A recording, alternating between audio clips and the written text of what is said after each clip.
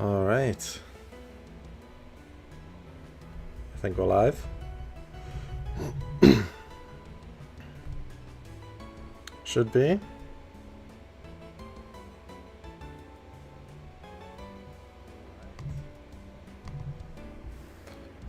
It seems pretty live to me. Hi Wesley, how's it going?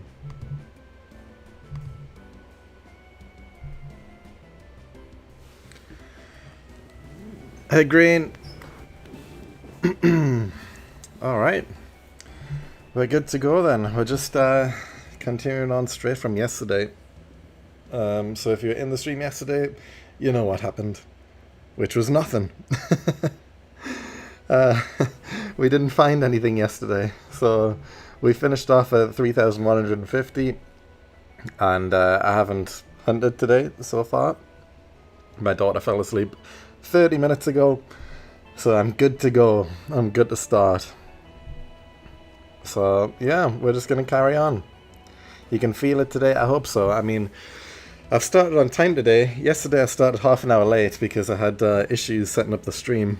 But now that I know what I'm doing, I'm good. So we can start on time. Victory! I want to say you're doing amazing work and the series is killer. Keep pushing. Shiny soon. Yeah, I hope so, man. I hope so. Yeah, this is actually the second stream. You missed one yesterday, but nothing happened. We went from 0 to 3,150, and yeah, we didn't find a shiny. So today is hopefully the day. If I go for the same amount of time, let's say we do 3 hours, then I can probably get like 7,000, 7,500, so close to odds. We'll see how it goes. We'll see. Well, let me just rearrange things a little bit. There we go. That's better. Alright, we're good.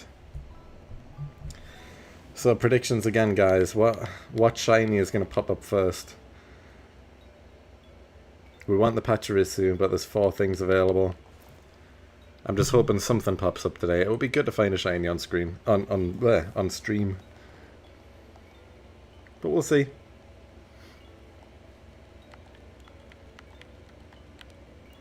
Just watched the World Cup video of yours. I really liked it and it was super unique. Yeah, I mean, I really liked the concept and it took me a while to put it together and then it just really didn't do as well as I was expecting it to. I thought, like, I released it right as the World Cup started thinking, oh, the hype is going to be there. It's the biggest sporting event of the year. Get Pokemon involved, make it something unique that no one's seen before, but it just didn't really do that well, to be honest. Sadly another Shinx, but I'm praying for a rat. Yeah. To be honest, the only one I don't mind is Buizel. If I get a Buizel, out of the 4 Pokemon available here, I think that's probably the best one. If I'm not getting Pachirisu, of course, so yeah. It does help if the shiny found on stream is also on screen. What do you mean? What do you mean by that? Of course it's going to be on screen.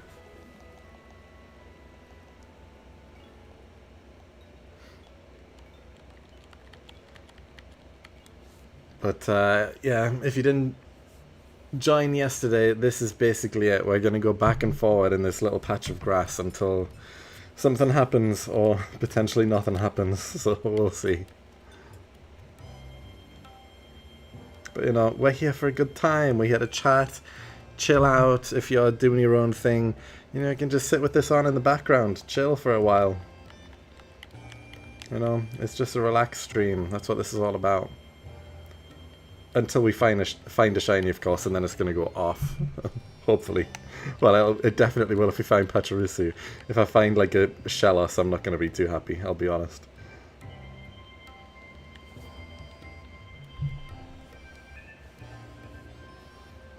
First shiny today is Pachirisu, I hope so. Lucky phase 10? Maybe. This could be the one. We'll see. We are over odds. just. So, you know, we're kind of due one.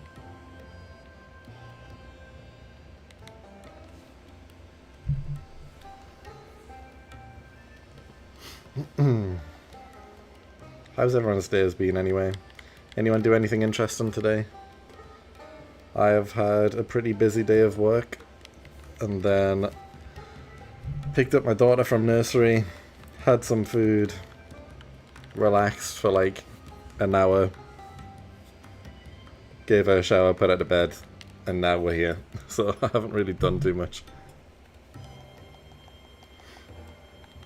If you're listening to stream while I commute home from work, yeah, no worries, man.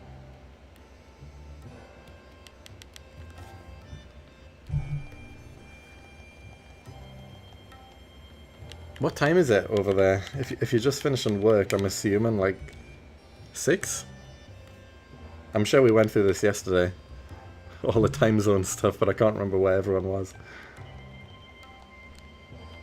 I'm assuming 5 or 6, because that's like the usual time to finish work, I guess.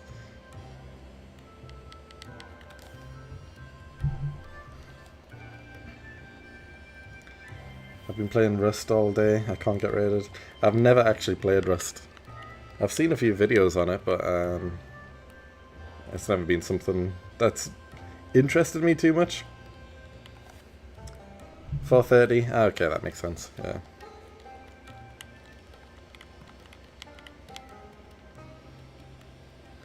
Today I worked on my paper, tomorrow I have work though. Yeah, it's a tough world being employed. Having to work, who would dare work?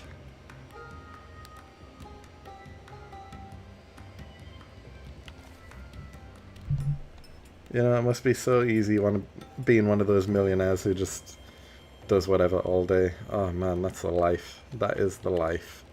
The life that is not afforded to me, unfortunately.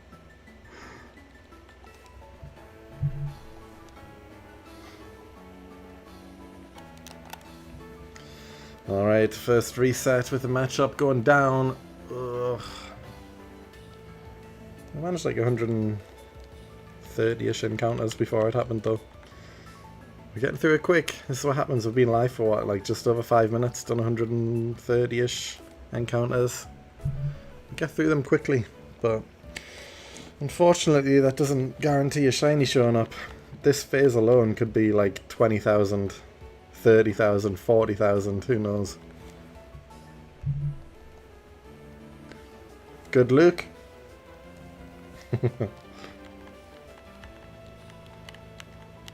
Thank you, I appreciate it.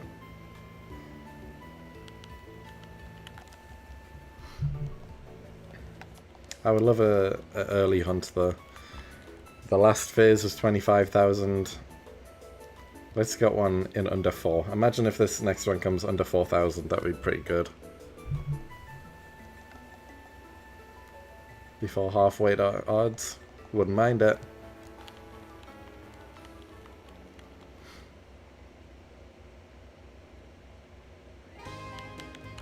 If we do get the Pachirisu though, I'm gonna have to like change the stream background, put on the Drifloon and everything, prepare for the next hunt. I don't know how that's gonna work because I need to like close my emulators to change the date so I can switch it to Friday so I can hunt for the Drifloon. So if I do find Pachirisu, I mean it's not a bad scenario. That's what I want to happen. I want to find Pachirisu. But it just means I'll need to rejig the setup a little bit. Ugh, 6 Shallows. Ugh. Looked into Repel Trick on this route, but the benefit isn't that big. Yeah, I did the same. And the encounters, like time, it was like, even though the encounter rate goes up to, I can't remember what it goes up to, like 20% maybe? Which you would think is significant. Also, the time between encounters is like 10% encounter rate. Like, so instead of getting these encounters as quick as I am, I'll get them like 10% of the time. So the time it takes, even though there's a 20% chance instead of a 10% chance, it takes longer overall, so it just wasn't worth it. Otherwise, I would do the repel trick. Thanks, Flanders. Hopefully today is the day. We shall see. Or if it's not today, hopefully we at least see a shiny on this stream.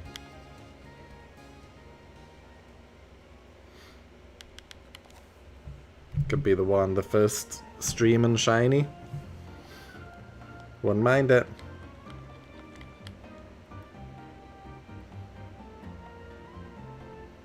I've got it in my head for some reason that this Pachirisu is going to be a massive pain.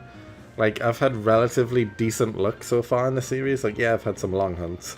But in the overarching world of things, I've had some pretty decent luck. I've got a feeling this Pachirisu is going to be the one that, like, I go double odds or triple odds. Which means I need, like, I don't know, 240,000 encounters before it shows up. Something like that. I've just got a feeling, you know. Could be a long one. But that's the aim of the game, I guess.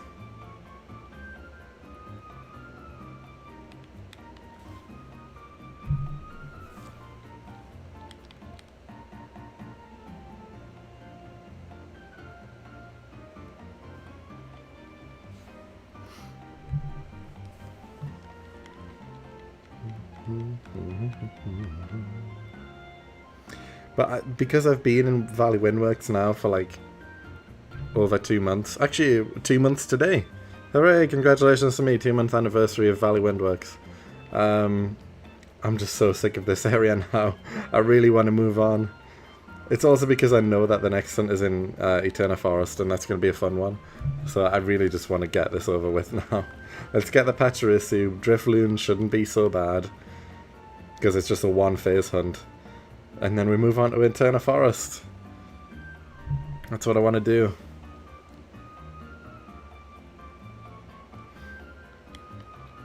I'm looking forward to doing double battle hunts. That should be fun. I'll probably need to figure out a trick to I don't know, find an easier way to catch Pokemon, because if I can't remember what the girl's name is who follows you around. Is it Cynthia? It's not Cynthia. Cynthia's the Pokemon League champion. Whoever it is that follows you around. If her Pokemon kills a shiny, then yeah, I'm gonna cry. So I'm gonna either, well, what's the best method here? Do I knock out her Pokemon first? Dawn? No, Dawn's not the one that follows you around inside the forest. But either way, I'll need to knock her Pokemon out first in battle, knock out the Pokemon that isn't shiny, and then catch the shiny.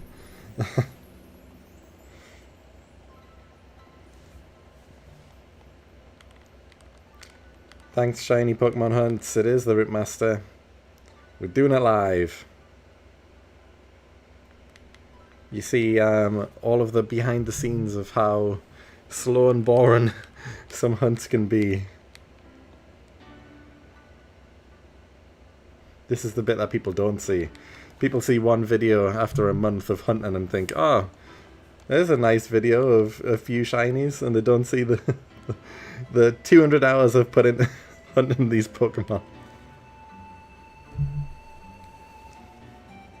Cheryl has a Chansey in Eterna Forest. That's the one. That's the name who I couldn't remember. Cheryl. Yeah, so the method obviously has to be knock out the Chansey first, then knock out the other Pokemon, and then just focus on the shiny, right? That's got to be the method. We're going to do the Gen 4 events. Which ones? If there's a way I can do them on this emulator, then the answer is yes. I'm pretty sure there's a trick to get Shaman either way, so I can get Shaman eventually. I mean, that's a long, long way away, but I can get Shaman. I'm not sure about other events. Maybe there's a way to do it.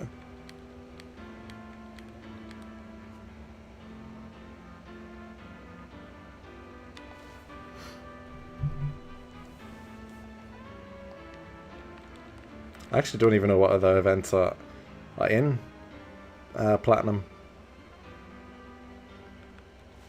Arceus?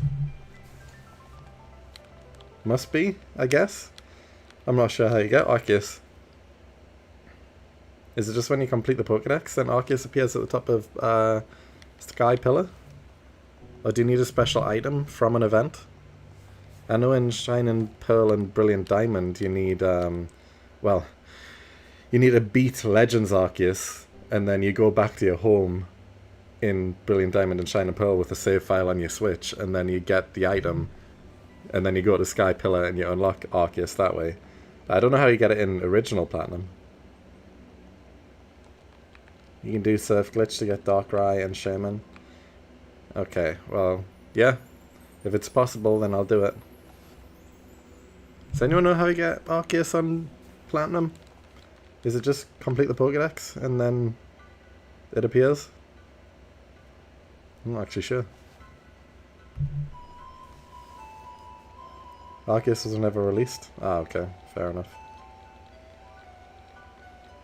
You get the Azure Flute through DNS exploit. Okay, so maybe there is a way. Because that's one benefit of playing on emulators, is that if I wanted to, I can just, you know, hack in any item I want. And I don't think people would mind if I hacked in the Azure Flute so that I can hunt Arceus on this series. Because that's, I think that would be like the final hunt, I guess, is getting Arceus. So if I did everything legit up until that point, and then I just hacked in an Azure Flute so I could do the hunt, I don't think people would really mind. I think that's a fair thing to do at that point.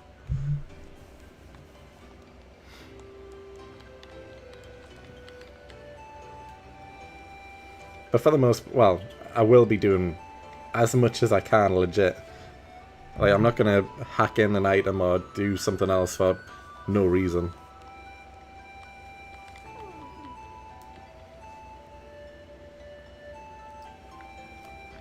The only exploit I'm doing that benefits me slightly is speed up. But even then, it's not really much of a speed up.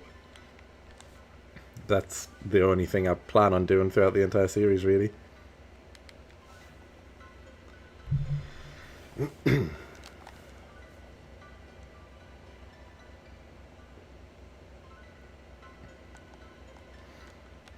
Let's leave some predictions, though, guys. At what point am I going to find the shiny? How many encounters? Is it going to be tonight? Is tonight the one? And when? Is it going to be in another 100 encounters? Is it going to be in 3,000 encounters time? When's it going to be? My guess, I'm going to guess 5,740. 4,521. So about an hour away from there. Wouldn't mind it. As long as it's under odds. The last hunt being 25,000, it took too long. I need an under odds hunt next. But again, like, my luck has been pretty decent for under odds hunts, even though I had two very long ones last episode. 500,000? I hope not. I would quit before 500,000. There is no way I'm doing 500,000 encounters without a shiny showing up.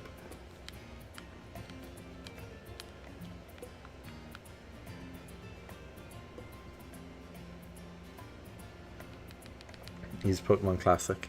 Yeah, I'll have to look into it. I mean, it's not something I'm going to do anytime soon, so I guess I can look into it more when the time comes. But I know how easy it is to, like, to mod these games and stuff and do whatever you need to do, so it should be easy when the time comes.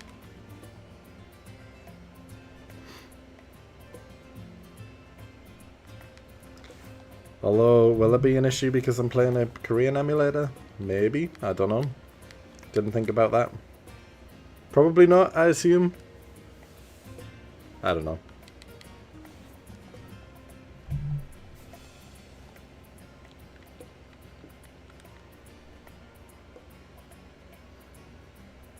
Because I guess an item is an item. It's going to be there in each version of the game, just in its own language, so it shouldn't really matter what language you're playing the game in.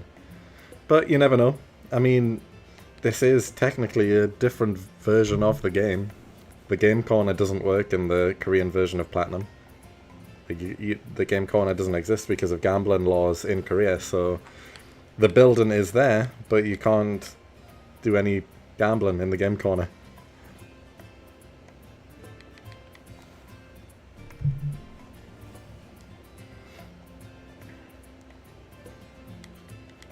So that'll be fun. Once we get the game corner, I can explain all that and how that works. You just get the free is it Explosion TM, I think? Like, you don't have to gamble to get enough coins to get the TM. You just walk in the building and the guy gives the explosion. So, ideal. I don't have to mess around with the game corner, which, to be honest, I've never liked the game corner in any Pokemon game. I never play it. So, yeah, glad I don't really need to do that.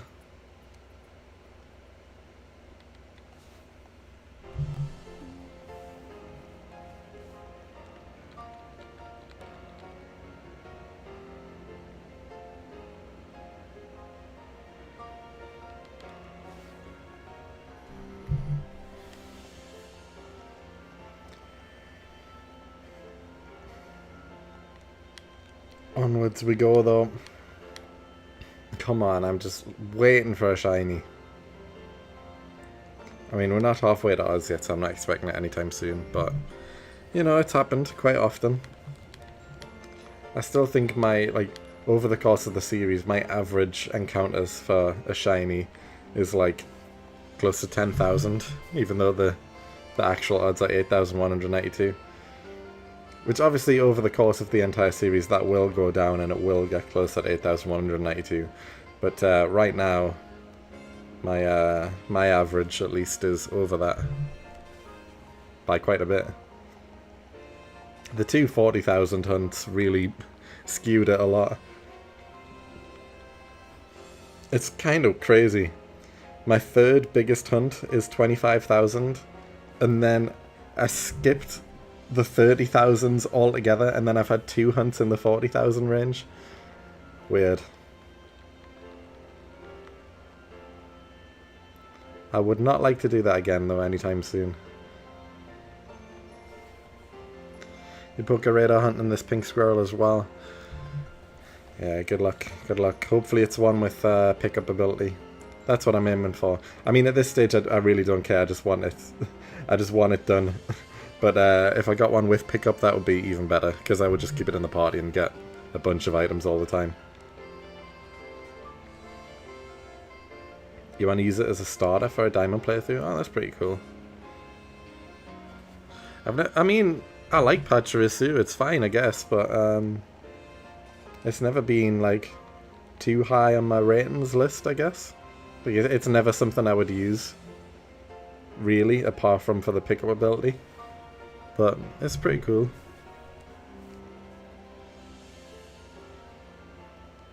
I don't know how, like, viable it is in battles. I don't even think I've ever really used one in battle before, because it's just not something that appeals to me. It's not really something that stands out as something I would use in a battle.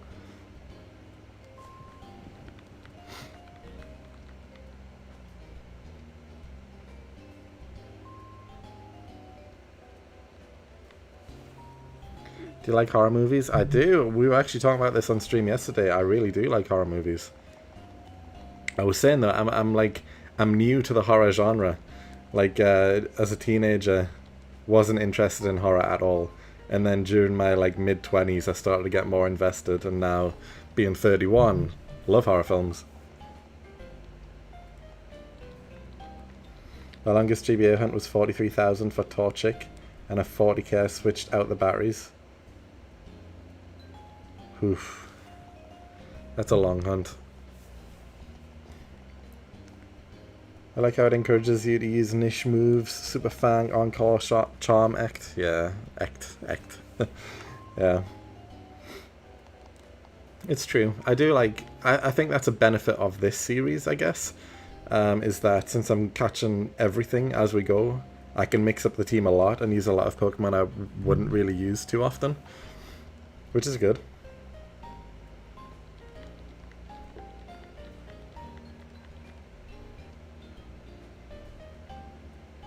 My I've only ever found one shiny legit from not hunting, just playing the game normally. And that was Whismur in Whismur Cave in Pokemon Ruby. Like Gen 3, I've mentioned before, but Gen 3 is my favorite generation, and I played Pokemon Ruby to death. And yeah, I don't know, I wasn't hunting in Whismur Cave or anything, I just happened to be walking through it, and a shiny Whismur popped up, and I caught it, and that's the only shiny I've found while not hunting. The Whismur. To be honest though, not many people like Whismur, but I really like Exploud as a Pokemon. I think it's pretty cool. And I don't think many people like it. I do. It probably helps that I've got a bit of a connection to it because of the random shiny I found. But I do like Exploud. Plus the shiny of Exploud is pretty cool as well. Face reveal when? You know what, I've been thinking about this, to be honest, because there's nothing stopping me, to be honest. I could easily put on a face cam, but I would have to rearrange my setup a little bit to have space for a face cam. I mean, it's not a big deal, I could. I just don't really know if I can be bothered, because a lot of the time when I'm hunting, I'm just chilling, watching something or whatever. I'm not really prepared to be on camera, So having to like record face cam at the same time while doing everything else, it's just like extra effort and a lot of extra, like, I don't know, space for recording and stuff. I've got no problem with showing my face if you really want to see it. Like, I'm not horribly disfigured or anything, but I do have another channel called Yellow, just literally yellow, the color yellow. It's all wrestling related. I'm the only content creator called Yellow with a wrestling channel, so you can find it easy enough. And like, as soon as you go on the channel page, my face is right there, so you can see what I look like if you really want to. I don't post on that channel anymore, but you can see what I look like, at least if you're that curious.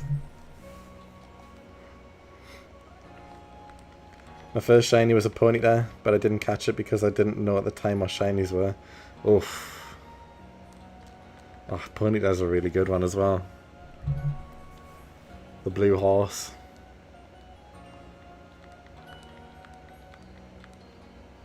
I've been thinking, like, obviously, Route Master takes up such a long time. I've been thinking of, like, other videos I can do in between Route Master episodes. Like, things that wouldn't take as long. I'm really tempted to do like a Shiny Dream Team quest in Gen 3 since it's my favorite generation. Because obviously I could do like the 6 episodes, like catching one team member per video. And I could just release them like in between Route Master videos, because finding one shiny Pokemon is not as bad as clearing the entire route, finding 3, 4, 5 shinies in a route. I can just go to the specific route, hunting for the specific Pokemon I want, and then as soon as I get it, that's kind of the episode done. I've got the one shiny I want. So it wouldn't take as long.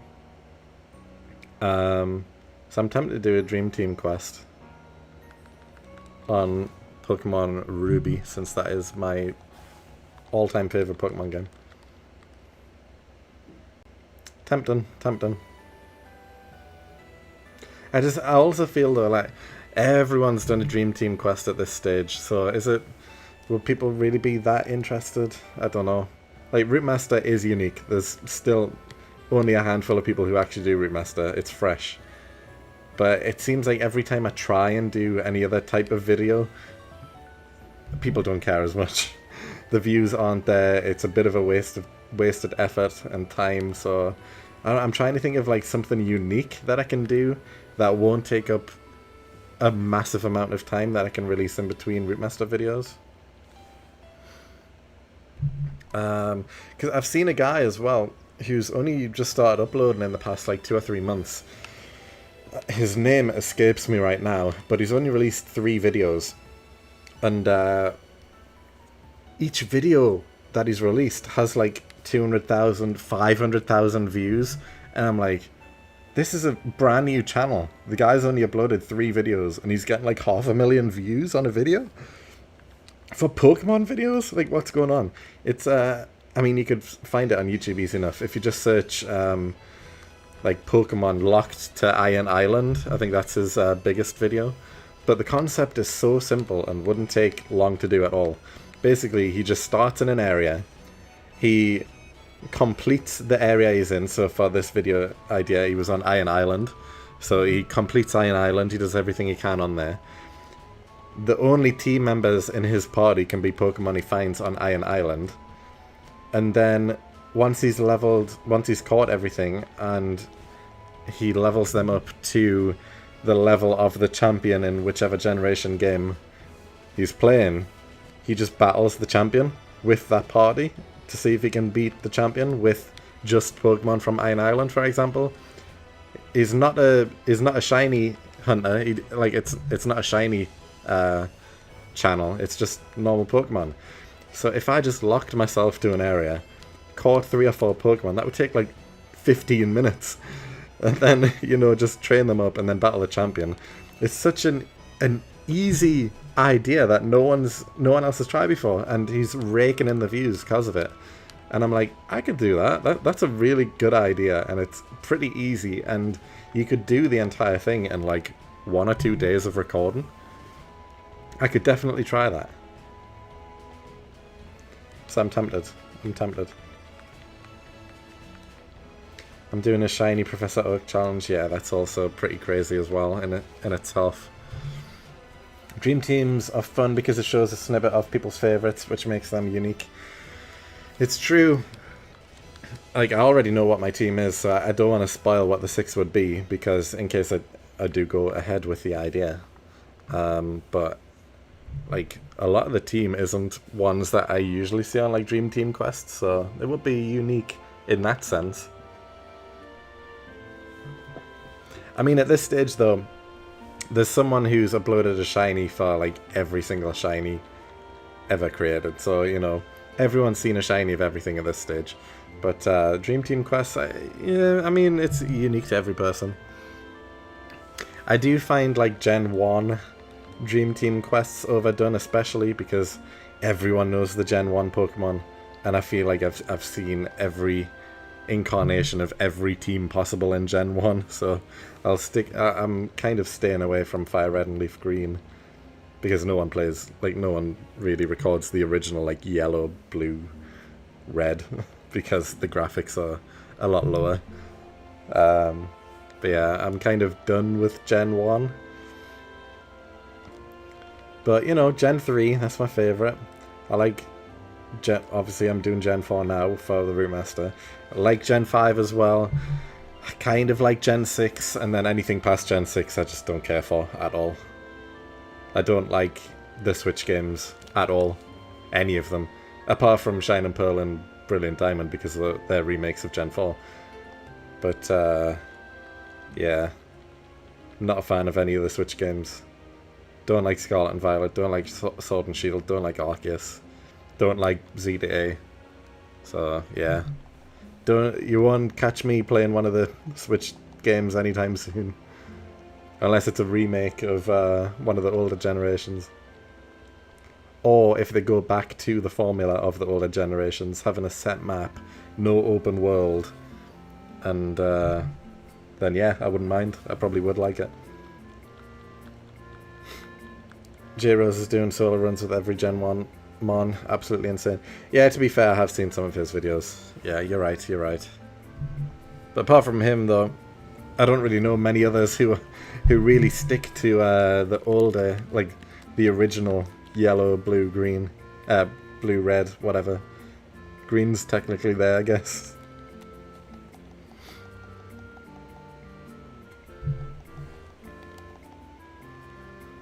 Basically a Route Master, except you don't need every item or talk to each person in the town. Yeah. Yeah, I mean, I know what a Professor Oak challenge is. It's also pretty solid as well. I get it. Have you heard about retro achievements? I have, to be fair. Yeah, maybe. I mean, yeah, again, I have seen that. I know what it is. It definitely puts a challenge on some of these older games. Maybe. It's an idea. I'm trying to think of something unique though. Like, I'm sure people have asked before, but why no static? Because I literally can't find a Pokemon with static this early in the game. So I can't have static yet. There's nothing that has it. That's why no static. Otherwise I would. But I'm trying to think of a unique series idea, and one that's been floating around in my head a little bit. Because I think I've got a somewhat catchy title and a catchy idea. Is shiny hunting, but every encounter I need to work out. So I'm thinking this could be incorporated with like a Dream Team quest, but every Pokemon that I find for the team, I've got to do a challenge while catching the Pokemon. So for example, the first team member, let's say I'm hunting for a starter Pokemon for the Dream Team quest. If it takes 6,000 encounters to find the starter Pokemon, I would need to do like 6,000 sit-ups, for example, as well, or something like that. That's my idea. But so I've been thinking in my head, like, what other type of like challenge sort of thing could I do similar to that? Like every encounter equals 1 step, so I've got to do, well, again, I mean, that's not so bad though. Like, if an encounter takes 5,000 encounters, doing 5,000 steps is not really a challenge. But, you know, doing like 5,000 sit-ups or 5,000 push-ups, that sort of thing, you would notice a difference after doing that many. Like, that's tough. It's not something you can just do in a day. You can't do 5,000 push-ups in a day. Well, I can't, at least anyway, definitely not. So, I don't know, I'm trying to think of something like that. Maybe. I think it would be interesting. Plus, if I did do that, I would kind of need to do some sort of face cam or vlog style of the challenge, because I need to be seen to prove that I'm actually doing it. So, I don't know. Maybe. There's something there. Potential. I just need to think of other ideas. Like, I had half an idea for a series, which I did post on my channel. Like, I made a post. Like, not a video, just a post. Because I've got half an idea, but I don't know how to, like, fully flesh it out. And this idea is basically, like, a Traveler series. So,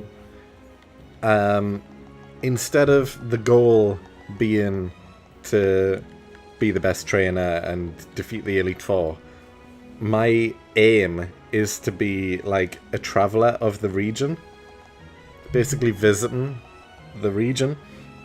So I would go to the region, I would catch one Pokemon from the region, whatever that may be, my favorite Pokemon of the region, for example, get a shiny of it, and then this partner, my partner for the region, we would travel around. And every like city that we go to in the region, we would have to do a challenge there. But this is where it got complicated, and I couldn't fully flesh out the idea because I don't know what challenge I could do in each city. Because the aim of Pokemon games is battling. You know, battling is the main thing that you do in Pokemon games. But for this series, you know, battling isn't the main thing. I just want to explore the region. So I don't know what like the end goal could be for an episode. Because I thought I could do this from like Gen 1 to Gen 6, and every generation, like I start at Gen 1, I travel around the entire region, I get my one partner Pokemon for the region shiny, I do the end goal, whatever the end goal may be. Maybe it's battling the legendary Pokemon of the region, so for like Mewtwo for Gen 1 for example, I've got to beat it with my partner Pokemon. And that's how it ends, instead of it being defeat the champion. But I do challenges in each city, and then I transfer that partner Pokemon over to Gen 2, and then I find my Gen 2 partner Pokemon, shiny, and then do the same thing again, go around the entire region, do challenges in each city, and then end by defeating, I don't know, the legendary of Gen 2. and so on and so forth until we get Gen 6, and then we've got a full team of shinies, one from each region. But I just don't know what like the challenge could be in each city. I don't know how I can make that interesting, just like traveling around the region without really battling per se. So I'm not sure.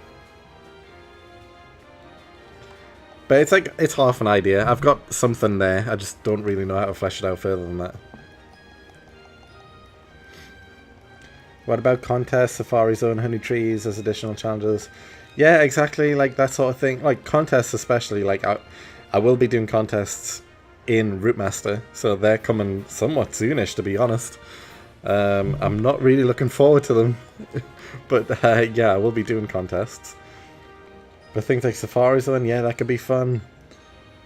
Again, I don't really know what the specific challenge of the Safari Zone would be, because, you know, I only want to catch, like, my partner Pokemon for the region, so is it just, I don't know, catch a Pokemon in the Safari Zone and then I wouldn't be using it? Or what's the goal there? I don't know. Then same for Honey Trees. It's tough.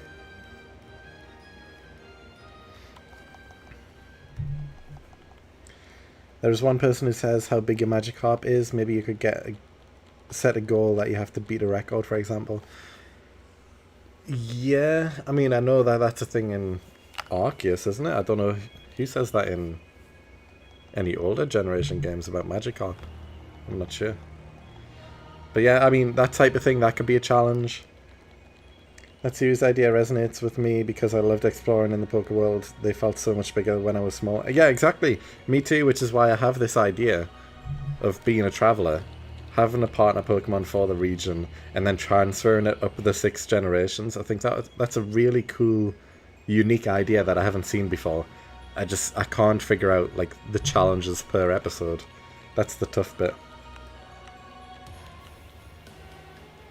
So I don't know. Half an idea. I still need to think about it. Maybe one day I'll figure it out and we'll do that series.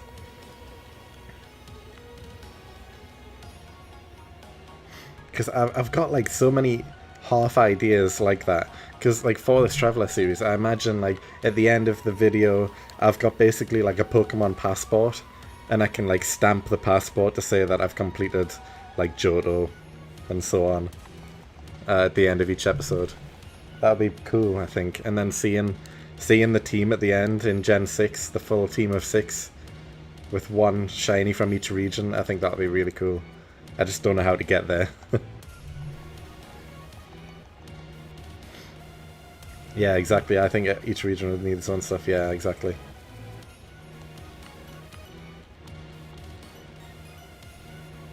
Because if I'm just catching one shiny Pokemon as well, like, that doesn't take too long overall. So it's just, what do I do for the rest of the episode? I don't know.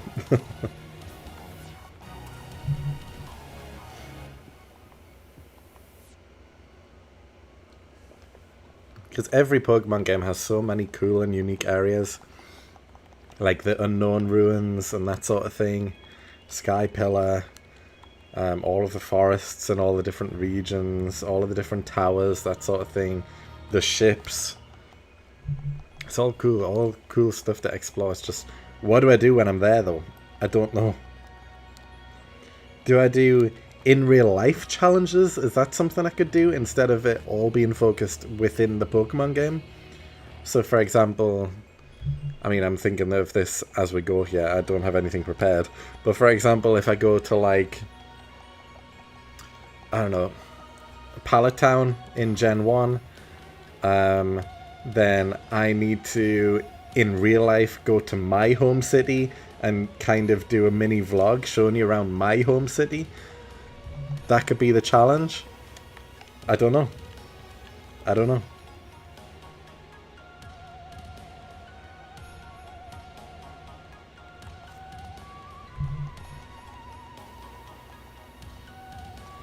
Good luck and have fun, by the way. Thank you, Riona. Appreciate it. Their Zero music makes me feel uneasy. They did such a good job with it.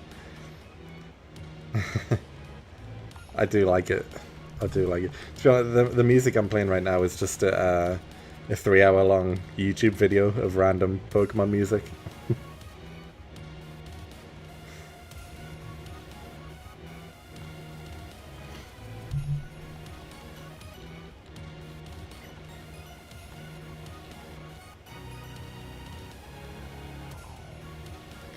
I would suggest against a home city one just from personal data protection POV. I mean, if I'm showing around a city, like it doesn't really I'm not exactly going to film my house. I would show like the city centre or something. Don't worry, I wouldn't dox myself. I wouldn't show everyone where I live. You can also look in the Cerebi, the games tab, click on this game and check to miscellaneous stuff to see if there are any other things you've missed in each game. You might find something more. Potentially. But again, this, like, having something unique is the name of the game. That's what draws people in, especially with Pokemon videos, because basically everything has been done in Pokemon these days. Everyone's done everything. There's nothing new. So you really need to have something unique to be able to stand out.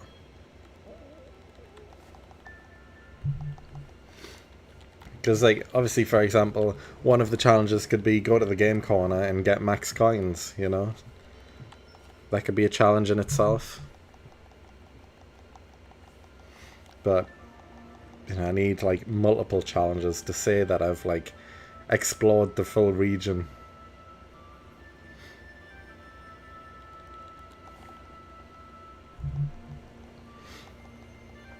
If I do figure out this series, though, I'm telling you now, my Gen 1 partner Pokemon is Poliwag. It just is. That's what I'll be hunting. I love the Poly line. Poliwag, Poliwhirl especially, Poliwrath. Not so much Politoed, I'll admit, but the main three, love them. My favourite ones.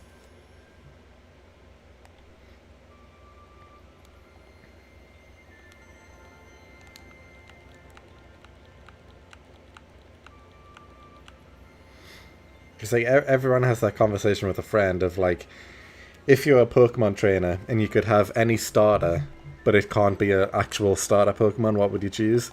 Mine's always been Poliwag.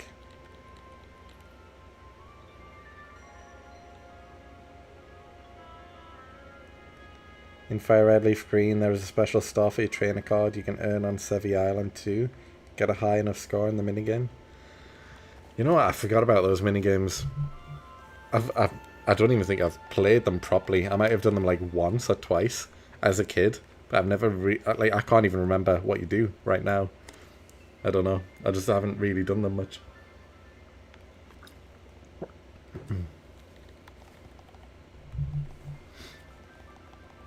In Vermilion City, a challenge could be to catch a shiny Magikarp with the SSN location. Actually, speaking of which, I just watched a video like yesterday or the day before from someone. Again, I'm terrible with names, but they were talking about like all of these special area Pokemon that no one really expects. And that was one of them. Like you can catch stuff on SSN, that sort of thing, within cities, which people might not realize. So there is some things like that. So yeah, that's an idea.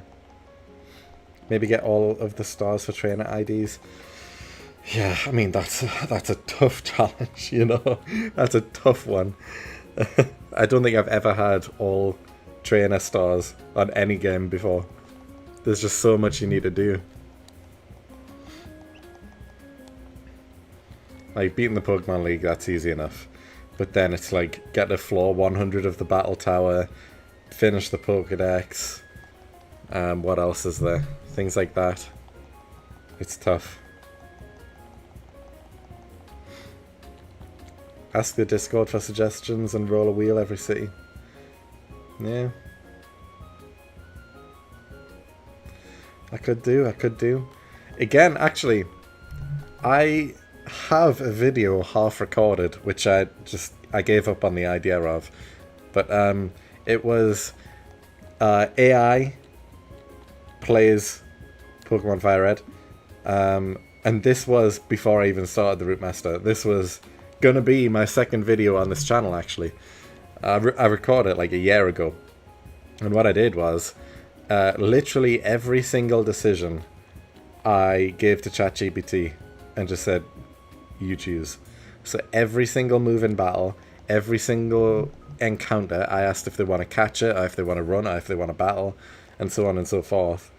And yeah, I got to like Gym 4, and then I just had to give up. It was taking too long, and by that point I was like, I don't really know if this is a good idea or not.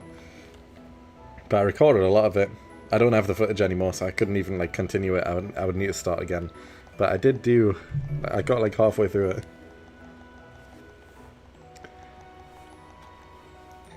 To know the challenge... Alright, ask the Discord for the challenge, yeah. I mean, I don't have a Discord. I could join a Discord or create one, I guess, but I don't really use Discord, to be honest. Yeah, I could think of some challenges, put them on a wheel and then spin the wheel. That's something. Again, I just feel like you're kind of limited on Pokemon games though, right? Like, you do battling, or you catch stuff, and that's it.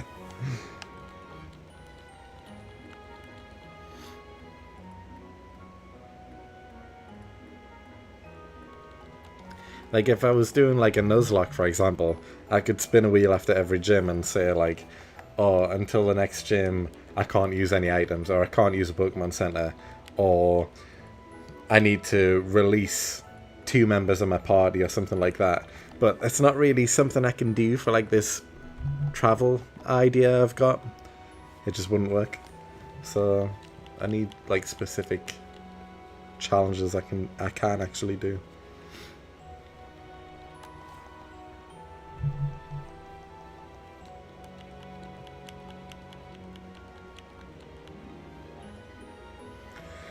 Well, we've hit 4,300. We're over halfway to odds. It's been about 50 minutes. We've done like 1,200 encounters almost in 50 minutes. Pretty good going. No shiny yet though. Have you tried Pokemon Ranger or other spin-off titles? I actually haven't. I've never played Pokemon Ranger. I've completed Pokemon Colosseum on GameCube, and I've played some of Pokemon XD. I never actually finished it, but I played some of it. It's a worse version of Pokemon Colosseum, to be honest. But they're more like the only spin-off games I've played. Well, I played Pokemon Snap. I've played Pokemon Mystery Dungeon, like the original ones as well. What other spin-offs is there? Pokemon Snap? Did I say that already? I think I did.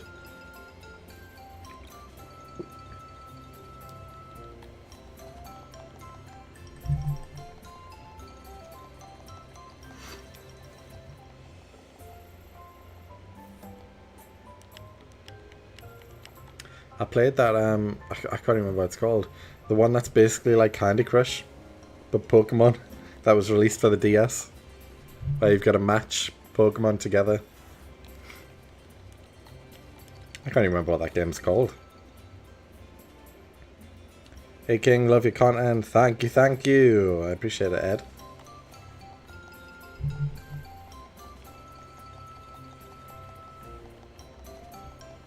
Ranger is an incredible mini-series of games. Miss it so much. Yeah, I mean, I never played it. I know that's how you get the Manaphy egg, though. But you need a copy of Ranger that's never had the egg before, which is crazy to me. Like, you can't just get a second-hand version of Ranger. It needs to be a version that's never had the egg before. I don't even know how that works.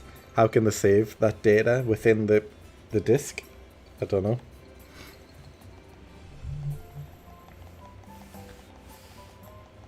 Currently doing my own Route Master in Alpha Sapphire, and Granite Cave is rough. I've got Zubat and Geodude only, and about 1,800 hordes for this phase. Oof. Yeah, I imagine. Are you uploading it on YouTube? Or is this just like your own thing that you're doing? If you're uploading it, I'll definitely check it out. Pokemon Shuffle, that might be it. Pokemon Rumble is top 3 Pokemon games. Everyone's saying different things. Pokemon Conquest, I haven't heard of any of these. One of them is likely the Candy Crush one that I'm talking about. I think it's Pokemon Shuffle. But I don't know what the other two are.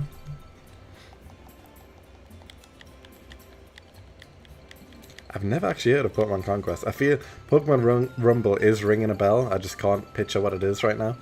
Pokemon Conquest, though, I can't even think of what that is.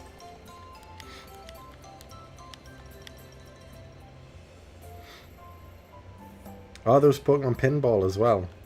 Played that one. Again, it's not really that good.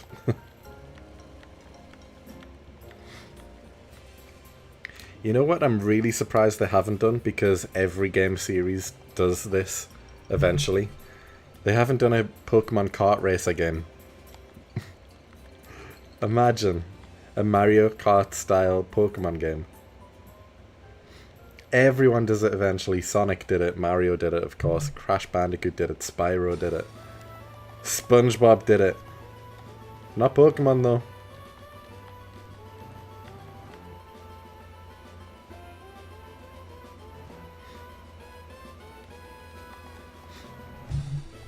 Rumble is the game where they all look like little figurines bouncing about and you go through dungeons. Is that not just Mystery Dungeon?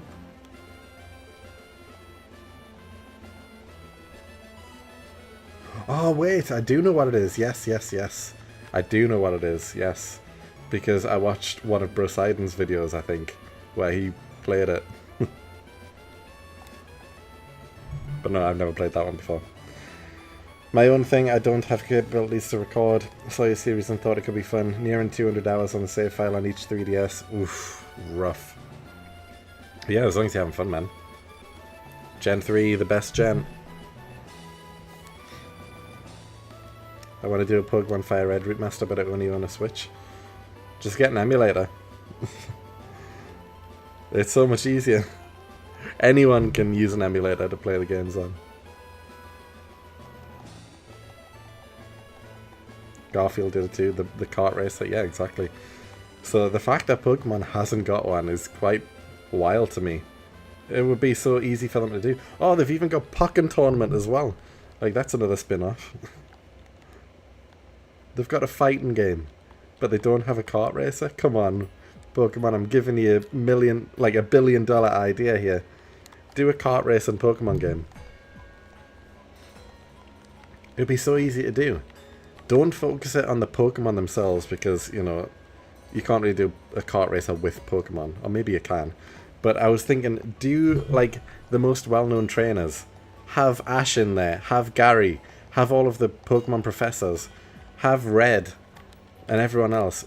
Make them be the kart racers. And then the items that you collect on the courses or whatever are Pokeballs. And then you throw out the Pokeballs and there's certain Pokemon inside which can damage opponents and that sort of thing.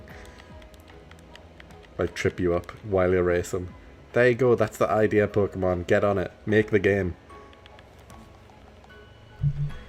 Like you go through a box. Well, I'm thinking Mario Kart style here. Instead of a box, you've got Pokeballs. So you get a Pokeball, you get a Pikachu from it, you throw out the Pikachu and it lightning bolts all of the other racers. That sort of thing. Easy. You get a Muck in one of the Pokeballs. It puts like oil on the track, and then if you go through it, then obviously you slip. Easy. I'm making a game right now. Someone needs to get on that idea. Someone make the game. I want to play a Pokemon kart racer game now. Professor Rowan rolling up. Yeah.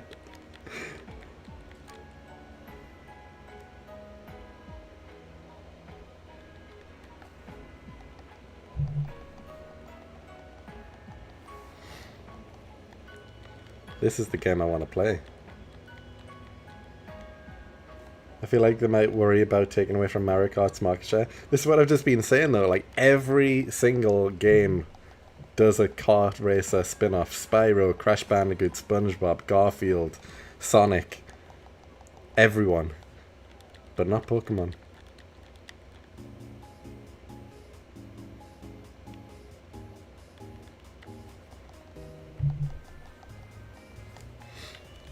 And to be honest, my favorite kart racer is Crash Team Racing.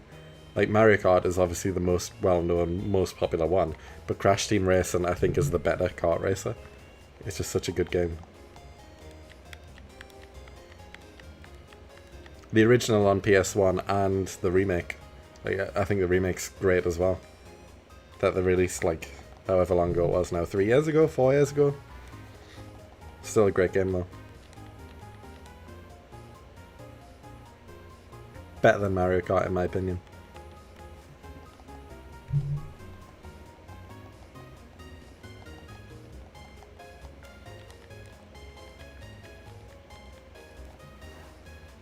Imagine you go through a Pokeball, you get Arcanine or something, so you get like a speed boost. Like he pushes your cart along faster or something. Or you get a Charizard and you can fly above people for a little while.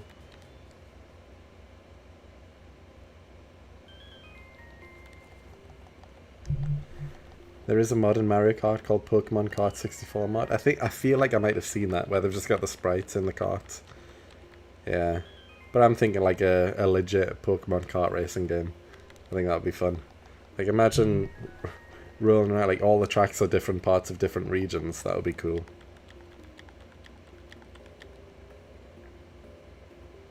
Because there's so much possibilities for different tracks. Imagine like one of the mountains, you could do like any mountain from any game and that could be like a track. You could do the bike road but make it like a cool bike road and make that a track, that sort of thing. There's so much possibilities here.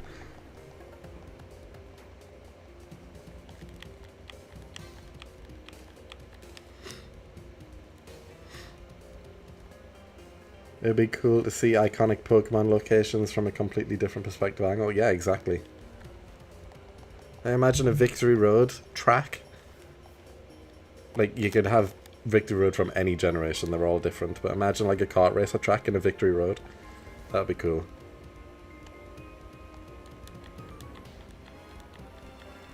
Exactly, yeah. Each region could be its own, like think Mario Kart right now, how you've got all the different trophies. Each region could be its own trophy. There's that many regions now. You could make like a lot of different tracks for each region. Make them trophies.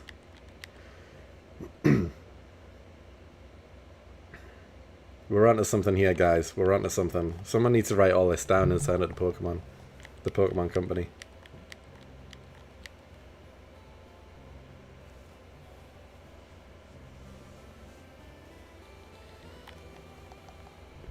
Mount Coronet and the finish line is at Spear Pillar would be peak. Yeah, exactly. Where is this game? I need it now. I want to play it.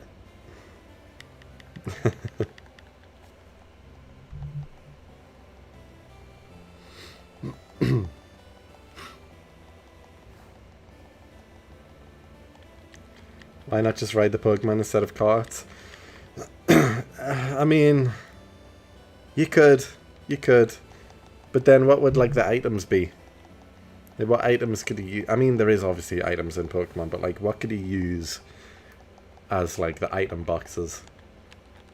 Because that's where I think the Pokemon could be the most useful.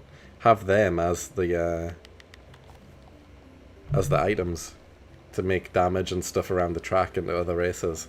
Because if you still have the carts, then you can like customize the carts and do different things to them. If you have the Pokemon as the carts, you're limiting the like the stuff that you can actually do. Like a big thing with racing games is being able to customize your vehicle, and you can't really do that if the Pokemon are the vehicles.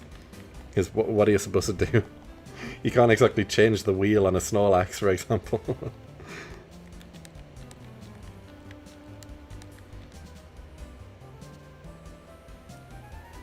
You could have carts based on Pokemon, I guess. Like, imagine a monster truck, but it looks like a Snorlax or something. You could do that. But again, I still feel like the Pokemon would be better as items.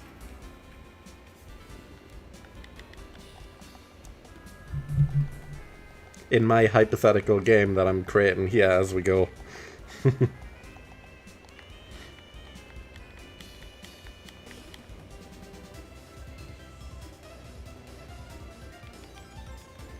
Could have both. You have a Ride-mon and then Pokeballs to use moves to affect the field. Yeah, true. What was Pokemon Dash about?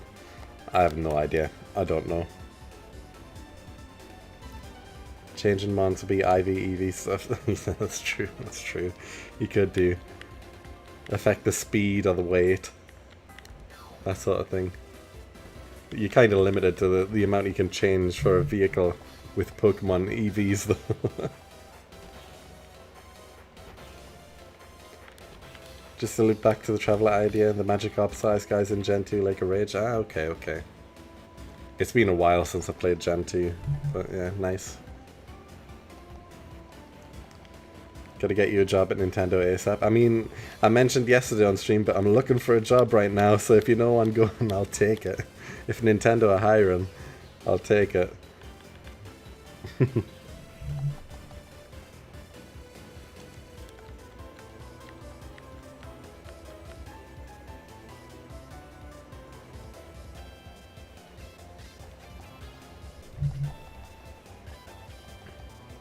Pokemon Dash was about running the touchscreen with how much you need to use the styles. Yeah, I feel like I semi-remember that game. I don't think I ever had it though, but I kind of remember it.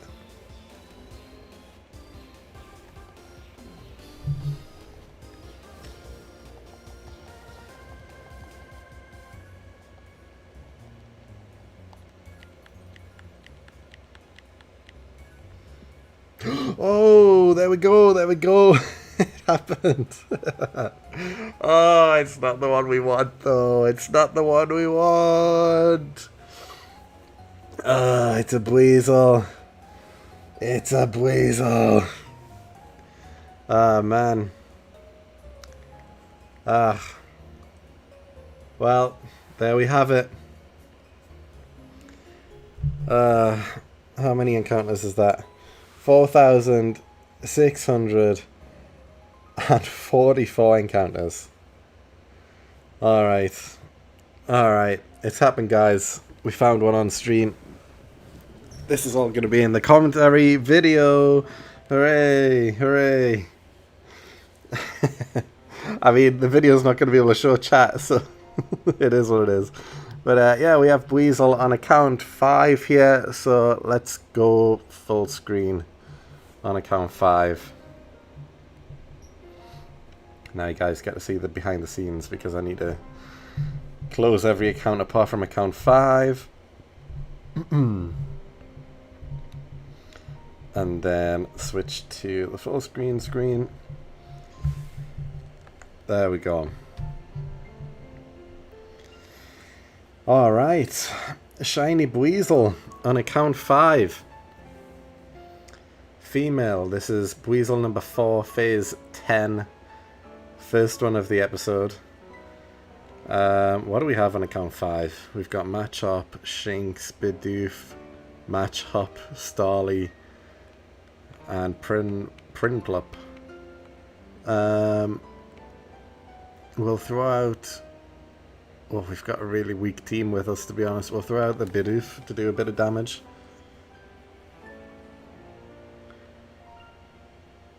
If we can get to like half health, that should be enough. We probably don't even need to get a half health. We're going to die before we get a half health, definitely. Buizel's doing more damage than expected. We should be okay though. We did okay damage with the tackle. If we can survive like another 2 hits, that is probably enough. If he does another water sport. Oh, he missed. She missed, sorry. Even better. She missed again. What's she trying to do? This is where the... If I knew Korean, this would be helpful. I would be able to know what's going on here. Alright, Bidoof is down. But we're at half health, which is where we wanted to be. Let's just throw out... let's get the shiny Prinplup out. We don't see that much. Look at that back sprite. Alright, let's start throwing balls. We have a few Pokeballs and a Great Ball. Let's just throw the Pokeball, save the Great Ball for later. We don't want to waste it on a Buizel. Can we catch it in one? 1, 2... Oh, 3. Yes, we can. I must have missed the first shake. I wasn't paying attention there, but we got the Buizel. There we go. On account number 5. Alright. There we go. We didn't have a Buizel on this account, so that is good. I don't want to nickname it, unfortunately. And yeah, that's phase 10 down now. So let's go to the Pokemon Center and find out what nature it is. Alright guys in the chat, nature predictions. Here we go. What we're going to have for the Buizel. What do you think? Should do one check on the Drifloon while I'm here. I have to check it just one time, imagine. No, it's just a normal one. Never mind. The hunt continues. One day we'll be hunting it.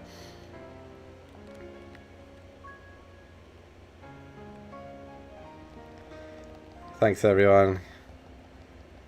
It's Buizel number 4 on the account. Well, in the series. What we got? Oh, I'm on the wrong one. Let's see, that is Gonbang. Gonbang? I don't recognize that name. Have we had Gonbang before? Hold on guys, I'm going to have to search what this is. I really don't know what nature this is. Hold on a second, let me search.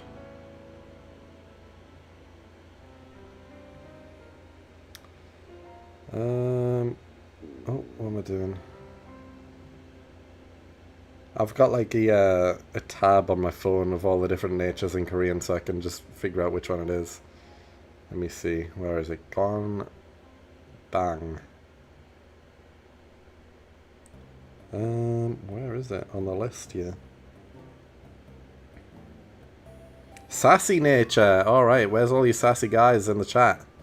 We got sassy nature.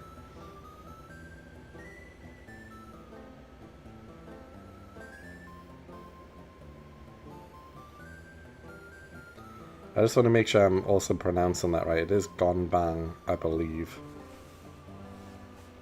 Let's hear it. Let's turn the volume up on my phone.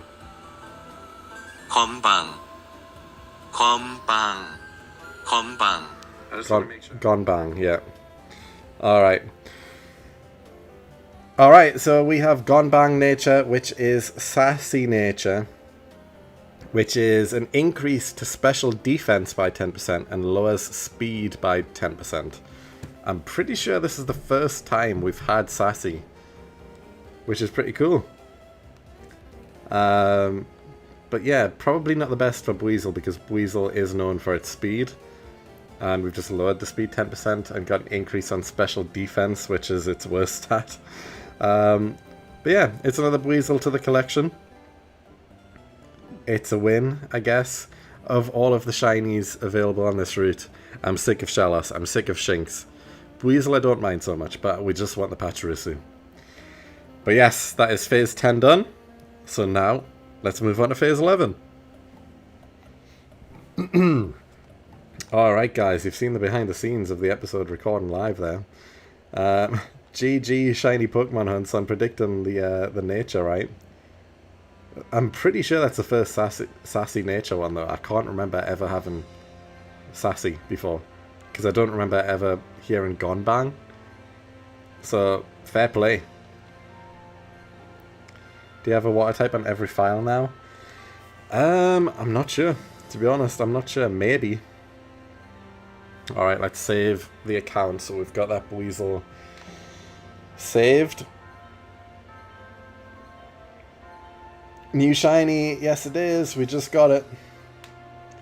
Just joined the stream to see a shiny, cool to see another Buizel, but shame to see the pink squirrel still evading. Yeah. It is the first stream shiny, it is. Everyone's joining right as we got the shiny.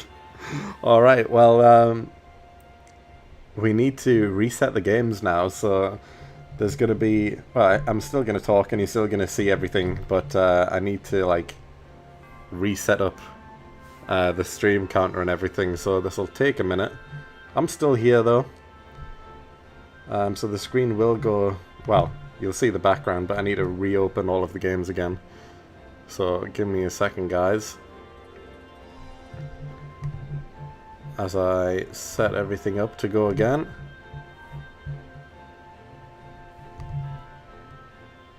But yeah, first stream shiny, a Buizel, after 4,644. Not bad at all. We were under odds. We're still missing the elusive Pachirisu though. One day it will appear. We could get lucky. Imagine if we get our shortest ever hunt next. It can happen.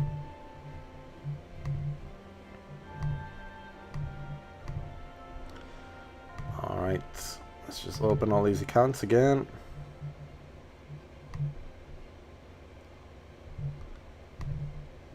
Account number 4.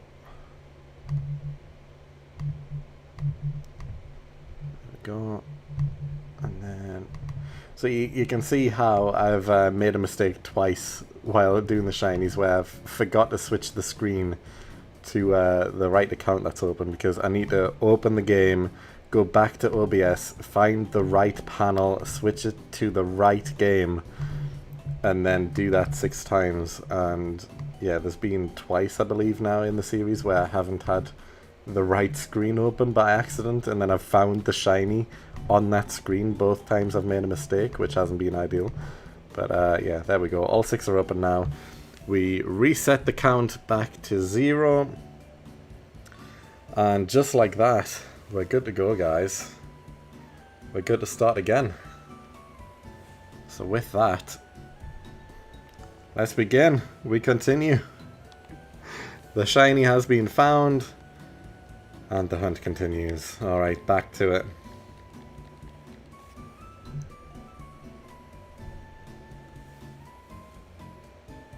Only 123 encounters more than what someone guessed. Yeah, yeah, they were close. They were very close. If they want to predict again, because it seems like they're pretty lucky now, if they want to predict something really low, that would be good. Can you not lab them? What do you mean lab them?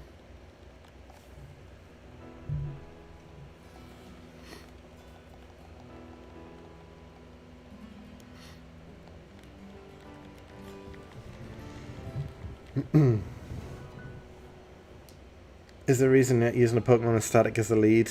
Yeah, I mentioned already, but there is no Pokemon I can catch so far on the game that has static. So that's the reason. If there was, then I would be using it. But yeah, Shinx doesn't have it. Pachirisu doesn't have it, and they're basically the only electric types so far in the game. So there's nothing I can really have right now that has static. Otherwise I would, because it would make the hunt a lot quicker. Label them? You mean label the games? There's not really much I can... I can't really label them, to be honest. I've just got to remember which one's which.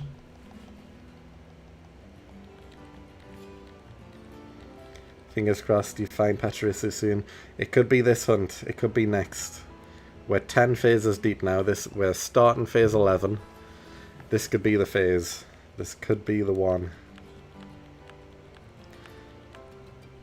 I mean, the episode with the most phases so far was the Route 203 video with 14. We're getting close to that. We are getting close. But that had 123,000 encounters. Right now, we're around, I want to say, 90-ish thousand encounters. So we're still like 30,000 encounters away from equaling the record for that route. But you know, if we find it early, I'm not complaining. I'm very fine not breaking that record here. Although we still got Drifloon to go as well, so that could be again another long hunt. But at least it's only going to be one phase when we do Drifloon.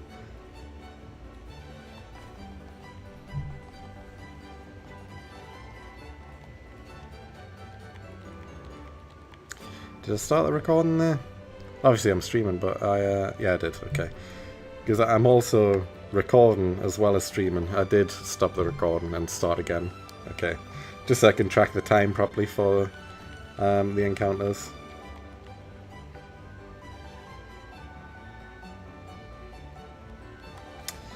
But yeah, we continue on, guys. I can probably go for like another hour or so, so we can get like another 1,000, 1,500-ish encounters this stream.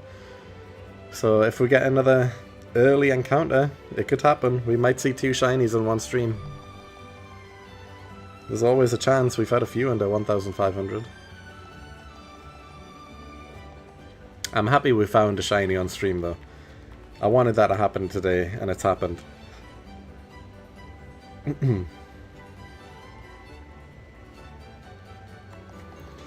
Yeah, the first Pokemon that you get static is a long way away, so that method's just not going to be handy anytime soon. And by the time I get to a point where I can have someone with static, I don't even think that the method will be useful by that point. The Drifloons are just a soft reset, right? Yeah, they are. So it's a one-phase hunt, but again, that one phase could still be 20,000 encounters potentially, who knows. But at least I know it is just one phase, it will end and I will get the Drifloon. With this Pachirisu, I don't know how many phases it's going to be, and I don't know how long it's going to take. But I do know for a fact the Drifloon is just one phase. 5 to 8 is my new guess. I hope you're right. I really hope you're right. I mean, we're going to get there pretty soon. It only takes about 5-ish minutes or so to get 100 encounters.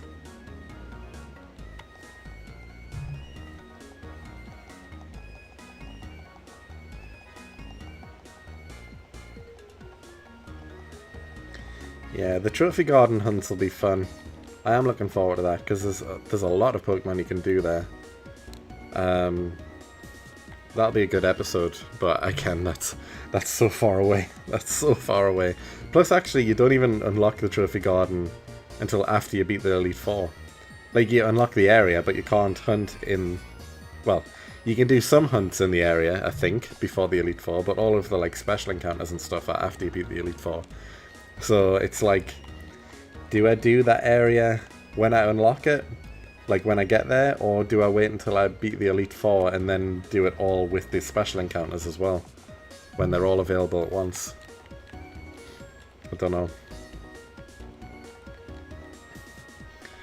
Next shiny, 6,726. Oh, that's another long one. It's under odds though, so I don't mind it. But yeah, we're not going to get that far tonight, at least. Once you get cut, will you put the old locations back on the wheel or do them right away? Yeah.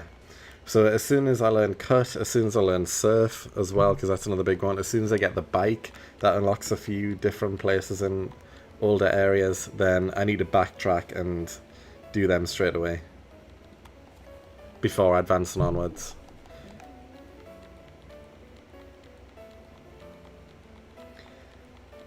Yeah, the daily rotating ones, yeah. First place to get the Pikachu line, I believe so. I think so. You can definitely get Pichu there. What other things can you get there? It wasn't that long since I played Shine and Pearl. You can get like Meowth, I believe. So I can't even think. I can't even think right now. I don't know. There's quite a lot of stuff in the Trophy Garden though.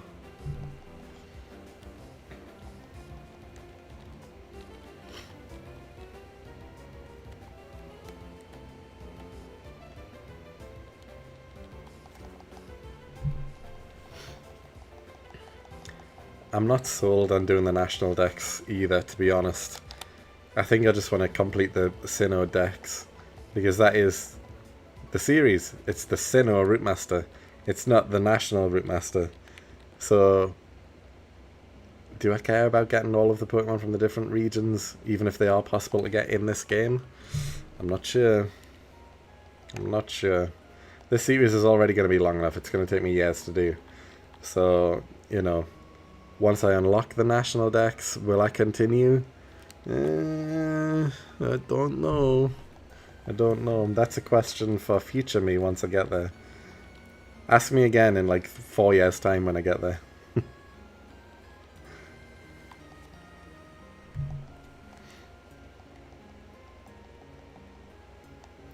Prior to National Dex, there's Pichu, Pikachu, Roselia, Staravia, and Krigatune. Well, we already have everything apart from Pichu then, in that case. And Pikachu, but we only need one.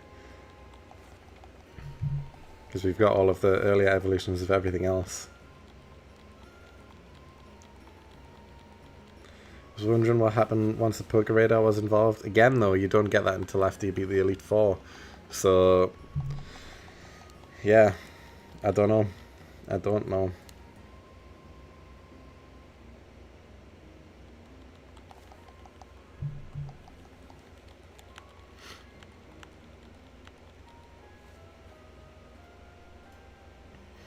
At least once you passed Eterna City, I feel like there are far less new encounters for each location. Yeah, it does start to slow down, which I think the series will start to speed up at that point. Because I said yesterday, but like 90% of routes have at least one new encounter per route. So most of the time there will be at least one encounter. But it does get to a point where most routes are just one encounter that I'll need per route. So it will get to a stage at some point, probably by like the 3rd gym, where I'm only needing like one encounter per route. So the episodes should be more frequent in that case. And it doesn't mean I'm just going to catch one thing and move on. Like, there will definitely be times where I go through like 10 phases to get that one Pokemon I need. So it's still going to be a lot of shiny hunting and stuff, but it just means that the episodes will come out a bit quicker, I guess.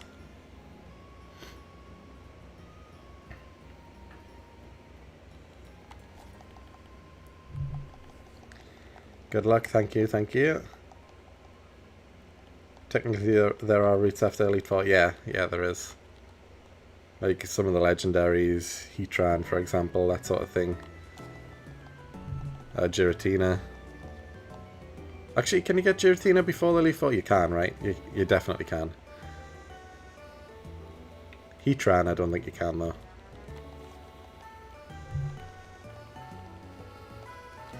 That's like the Safari Zone. Yeah, I still don't know what I'm going to do there, because the Safari Zone is by far going to be the longest hunt, because there is some very low encounter Pokemon in there, and obviously they can run, and they are likely to run. So that means I would need to not only find a very low encounter Pokemon, but then I would also need to catch it, which could take 2, 3, 4, 5 attempts before I find the shiny that's catchable. But the Safari Zone's a long way away yet, so I haven't made a decision on what I'm going to do there.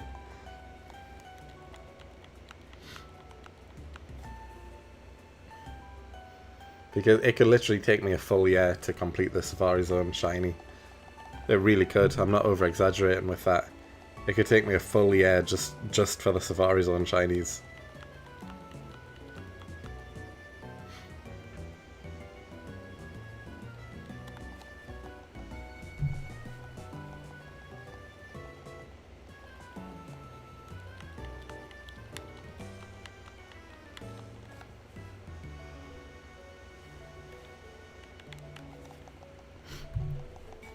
We keep going on though.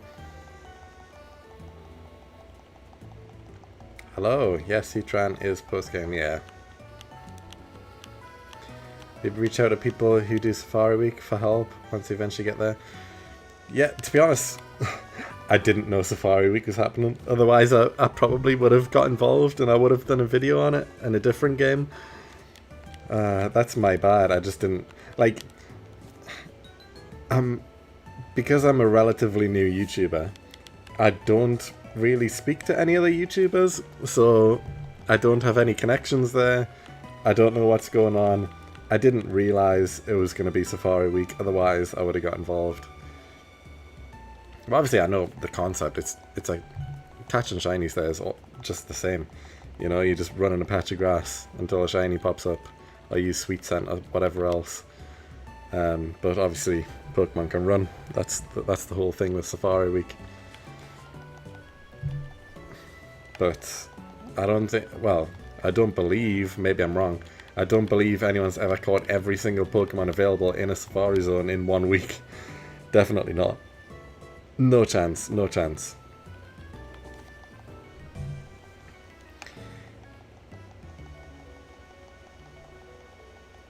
I know someone doing a shiny Professor Oak on Leaf Green and Fire Red, and he's already got Chansey.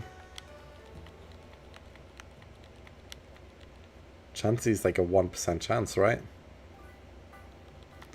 It's a good one. If it's Diamond and Pearl, Giratina is post-game. Is it? I thought you caught Giratina before the Elite Four. Because you go through the whole Distortion world. That's post-game? I mean, it's been a long time since I've finished Diamond, Pearl and Platinum. You know, because like Shining Pearl and Brilliant Diamond, you know, they don't have all the post-game stuff. Well, not the same at least anyway. So they don't have the Distortion world. But I thought it was, I thought that was before the Elite Four. Yeah, the Safari Week happened like last month. And I missed it. I didn't realise it was happening. And then I seen a few people uploading videos about their time during the Safari Hunt week.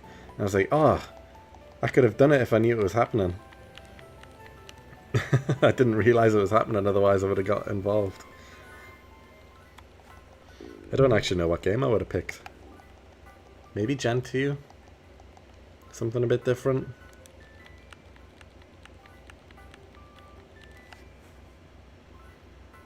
Yeah, Distortion World is Platinum exclusive, but I thought it was before the Elite Four, though.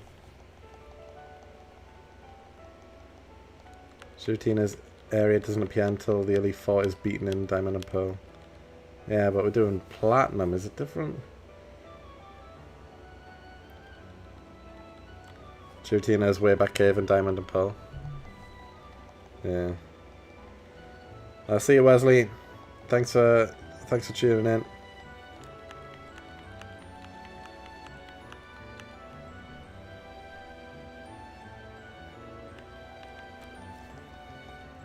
To be honest, I kind of didn't like how they did all of the legendaries in Shining Pearl and Brilliant Diamond. Just having that one area where you've got to go into the mines and then get the right stones, put them in the right cave, and then you just have a single battle against the legendary Pokemon.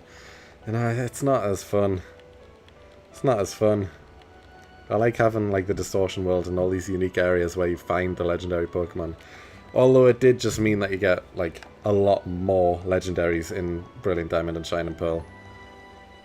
But, you know, it's not the same. It's not the same. Been loving the series so far, but oh no, it seems like you got another non-pink rat shiny. Yeah, you just missed it. We only found it like 15-20 minutes ago or something. We got another Buizel. That's the first Pokemon found since the last episode, so you haven't missed too much, to be fair. But we did just get a Buizel not too long ago. Oh, apologies.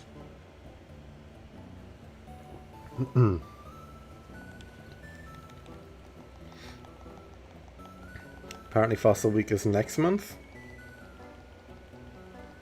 Oh, Fossil Week. I was thinking, hold on. It's not Safari Week next month. I don't know why I read Fossil Week and instantly thought of the Safari. Fossil Week is next month. I could get involved in that. I could, definitely. Oh yeah, it's too soon for Route Master. Although I am kind of close to being able to get fossils. But I'm likely not going to get there in time for next month. Because you get fossils after Eterna City, right? Like you beat the gym and then you get the underground kit. So you can get the fossils underground. But I think I'm a little bit too far away. That's like at least 3 or 4 episodes away. Before I unlock mining. Well, fossils.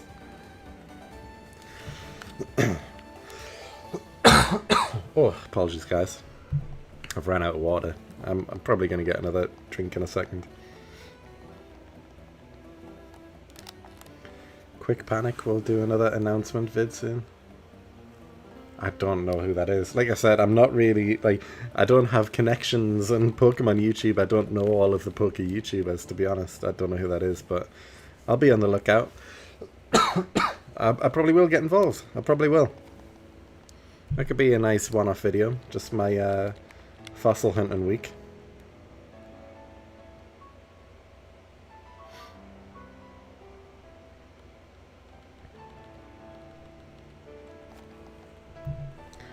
Yeah, so it's the pink rat, Drifloon, a root, and a forest away. Yeah, exactly. No, because as soon as you come out the forest, you're back on Route 205 again, which is already complete because you've just done like the other half of the route before the forest. So you just go straight to the city, and then you would battle a gym, and then get the underground stuff for the fossils. So it's this episode. Finishing off this area, you turn a forest next episode, and then you turn a city, so 3 episodes, and then mining would be on the wheel, because that is the next point where there's like a split path where we can go, I think, 3 different ways, technically. 1 underground, and then there's 2 separate routes that we can go on, so that is the next like split path where we'll get the wheel back again. So yeah, we're potentially 4 episodes away from fossil hunting. At most 6 episodes, I believe. Actually, maybe more, because if we go down one of the routes, then we finish that route, then we'll unlock the next route and so on. It'll go on the wheel. So yeah, it could be a few routes away. But at minimum, 4 episodes away from fossil hunting.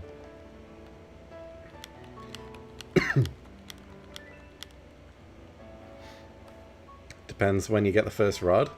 We have the first rod. We have the old rod already. We've done the hunt for the Magikarp. That was episode 3, I think?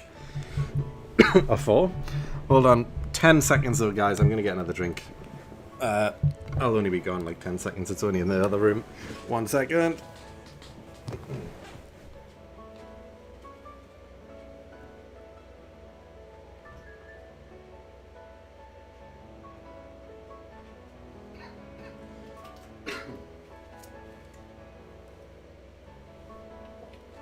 There we go.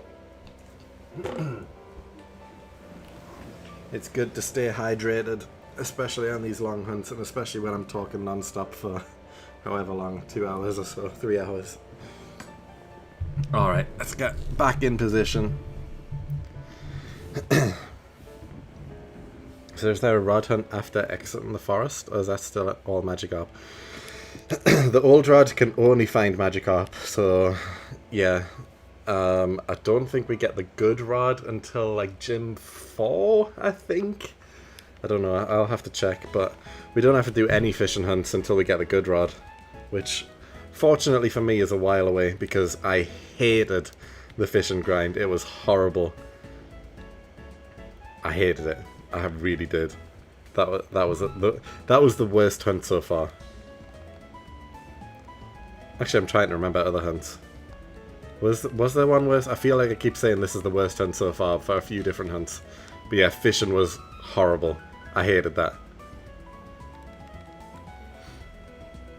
Because right now I'm using one controller to control all 6 games at once. But with fishing, obviously, you get the little exclamation mark that pops up above your head. So you have to click A to start the encounter when the exclamation mark pops up. But if you press A to start the encounter on one account, if the other accounts haven't got the exclamation mark, it cancels the fishing. So then you need to start, like, throw the rod out again and start the whole animation again, and then wait for the exclamation mark. So you can't just, like, do all 6 accounts at once. It's so slow, and I didn't enjoy it at all. So I'm not looking forward to the next fishing grind, but luckily I think it's pretty far away anyway. But when we do get the good rod though, I'm gonna have to catch so many Pokemon. I'm not looking forward to it at all. I really don't want to do it.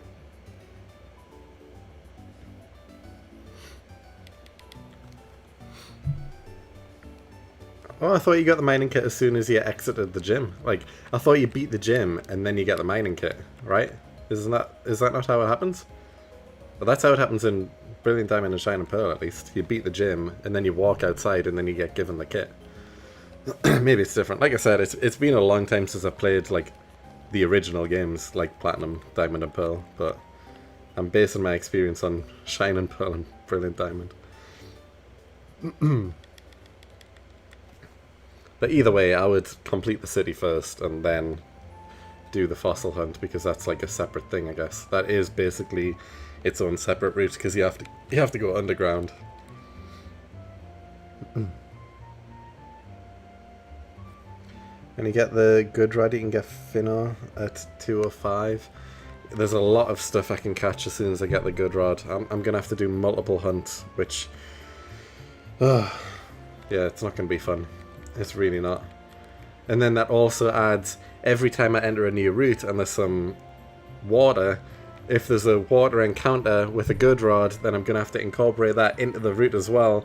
So not only am I going to have to do grass encounters, I'm going to have to do fishing encounters as well on a new route. And then once I get surf, I'm also going to have to do surf encounters on the route as well. So it's just like multiple different methods of hunting per route once I unlock more stuff. But fishing is by far the worst. Don't enjoy it. I don't like shiny fishing hunting. Not fun. Not for me.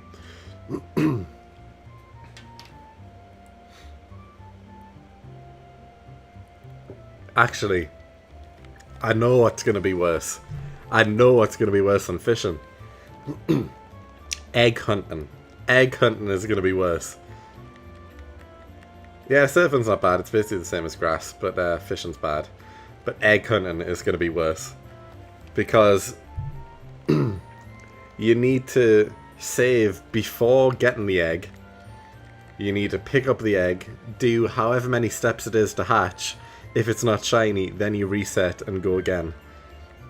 That is going to be so long per encounter. I mean, yes, I'm still going to be using 6 accounts, but you can see how quick the encounters are going up. Yeah, I'm getting 6 encounters every like 20 seconds. For each egg, it's going to be like 6 encounters every 10 minutes, 5 minutes. I don't know how long it's going to take. I mean, yes, I'm using speed up, but like I said yesterday, it's like 1/3 sped up. Like 1/3 quicker than the average outside of battle. So it's not that much quicker. So the egg hunts are going to be long. It's going to take a long time.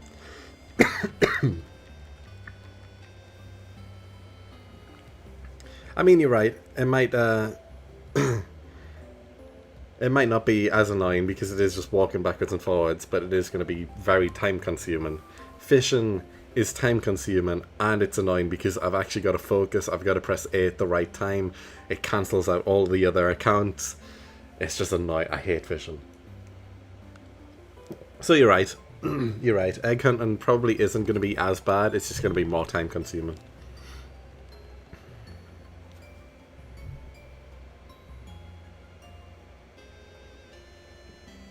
Absolutely love the series, but you're genuinely mental for attempting this. Yeah, man. I know. I know. Will it be hunting Spiritomb? I will. And I can get Spiritomb basically as soon as I get surf, because there's one of those odd keystones in the starting town. You just surf on the water and there's an odd keystone in the bottom corner. So I can just get that instead of doing... Because the other way to get the odd keystone is going underground and finding 30 friends underground. And then once you do that, you get given the odd keystone. I'm not doing it that way. I'm getting the odd keystone from your home town as soon as you get surf. And then I'll be able to hunt Spiritomb.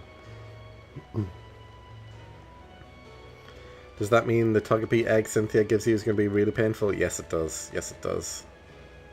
And the Riolu one that you get at some point as well. I believe there is... Is it just those 2 eggs, actually? It might just be those 2 eggs. I feel like there's a third. Do you not get a flame body or flame armor mon before eggs? I don't think so. I don't think so. There's not really that many fire Pokemon on Gen 4. And not many that know flame body or flame armor either. Like, obviously Slugma does have it, and you can get Slugma in Gen 4, but that's after the Elite Four, like once you open the national decks. But I don't believe you can get anything before getting an egg. You also get a keystone from an NPC, do you? I didn't know that. I thought it was just the underground and then the one in the starting city. Starting town. Which I should really know the name of the starting town, but it's escaping me right now.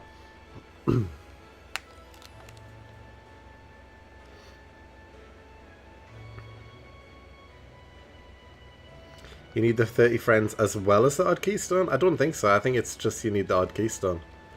I don't think the 30 friends is a requirement. That is just a method to get an odd keystone, I believe.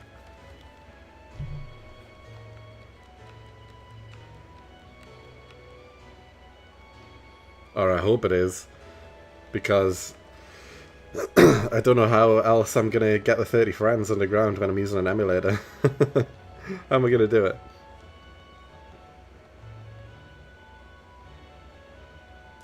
You think 32 people are not optional? Really? Twin Leaf Town, of course, yes, I should have known that. They're really not optional? I mean, OBS Studio disconnected? What's happening here? Hold on, I think we died for a second there, guys. Did we die for a second? We're back?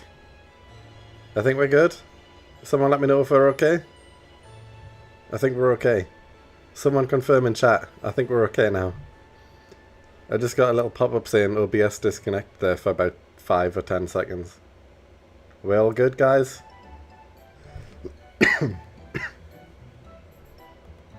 No one's saying anything. We're okay? Okay, yeah, good, good. Yeah, we went down for a few seconds there. Alright, let's continue.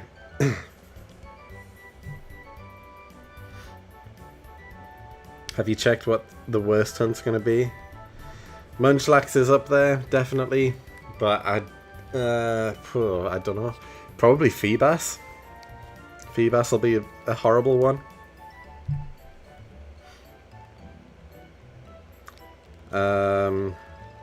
Any of the eggs. Well, they're not going to be horrible, but they're going to be time consuming, as mentioned.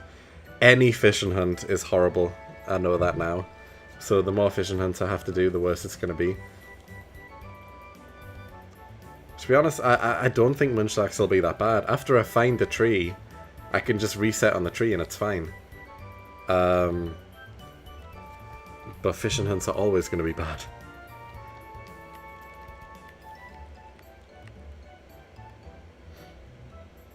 I don't think I'm going to get worse hunt than the fishing hunts. I really don't. Safari could be bad, but again, it's only bad because they've got a chance in running. Fishing, you really need to focus, and you really need... It's time consuming, and it's just horrible. It's not fun. Like, when I was doing the fishing hunting, I couldn't, like, watch a video at the same time because I've got to look at the screen. I've got to see all 6 screens. I've got to see when the exclamation mark pops up. It's just not good. It's not fun.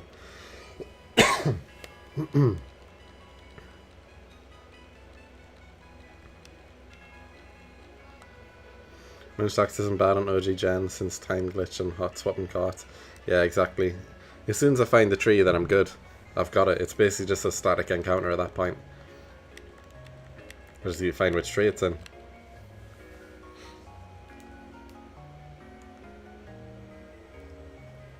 So I'm not worried. But the honey tree hunt will happen once we unlock all trees. It'll be added to the wheel. So we're not doing honey hunting for a long time yet. Don't know if you can connect the emulator into the underground so that you can get Spiritomb. I can. That's what I was saying. I can connect the emulators for the underground. It would just mean... Oh, by the way, look on account 3 right now. The lights are going to go off when it hits midnight. I'm going to wait. The time's going to hit. Account 3 or account 5? Account 5's just went off. The lights go out in the buildings as soon as it hits midnight. Look at them go. They're going off. There's just account 2 left. It's going to change in a second if you missed it. I'll wait for it. I'll wait for it. Any second now. We're less than a minute away, and we're on speed up. Oh, apologies, guys. And they're about to go to bed. Now? Now? Any second now? Come on, this has been a long minute. Just waiting for the lights to turn off. Go on. This is the longest minute of all time, even with speed up. There we go. The lights went off. Alright, let's continue.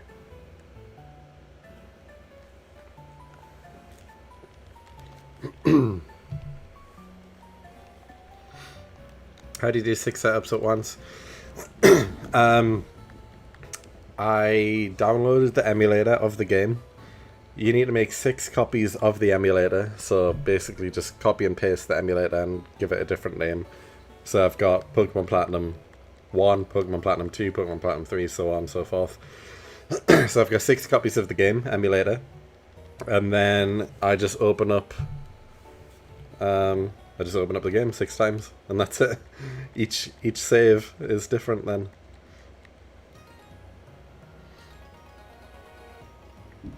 In Brilliant Diamond Shine Pearl, I only found 1 Munchlax and got 970 before it was over. Before time was over? Yeah, wow. Fair play.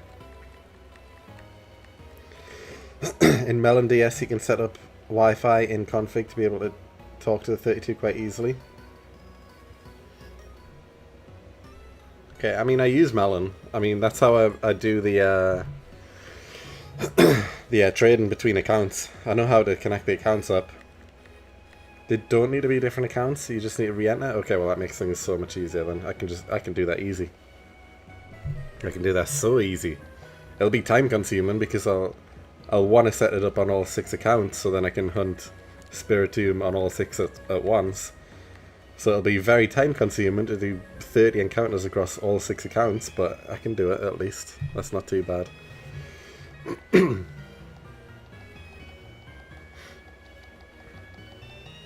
Is that windmill moving more than 5 frames per second? Impressive. Because of speed up, it's moving at like 7 frames a second instead. I get an extra third speed. Instead of 60 frames, I'm on like 80 out of battle. I don't know why the emulator speeds up in battle. Like in battle, I'm around 180 frames a second. Out of battle, I'm around 80 frames a second. When the normal speed is 60.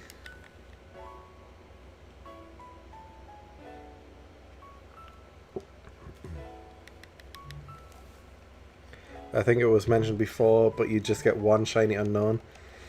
You should treat yourself and get all that as a spell shiny. Oh man. Do I want to go through that pain and suffering?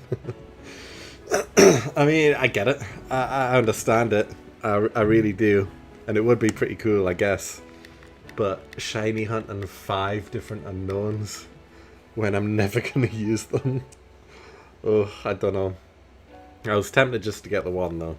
I still don't know which letter I'll get. I'll probably leave a poll on the channel once we get the hunting unknowns. I'll leave it up to you guys. I was thinking maybe H for hero, or R for route master, or I don't know, an exclamation mark or a question mark one is always pretty cool. I don't know what else we could do. That's mainly them were the ones I was thinking, but I'll probably leave a poll once we get there to see which letter we want to hunt. Because either way, like every room has like 2 letters in each room, so even if I'm hunting for H, it's likely like H and I in the same room. If I find an I shiny, I'm not going to hunt for an H, I'll just stop there, I've got the I. I'm not really precious too much about which shiny unknown I get. It would be cool though to have like an H. I think H is probably the best choice. What's your favourite gen? Gen 3. Gen 3, definitely. Gen 4 is a close second though. For the exclamation and question mark, you need to catch all 26 letters. That's fine. I mean, I can still catch all 26 non-shinies beforehand if people voted they wanted the shiny to be the exclamation mark or question mark. That's not a problem at all. I can do that. I'll just release all of the non-shiny ones. I don't mind, but we can do that.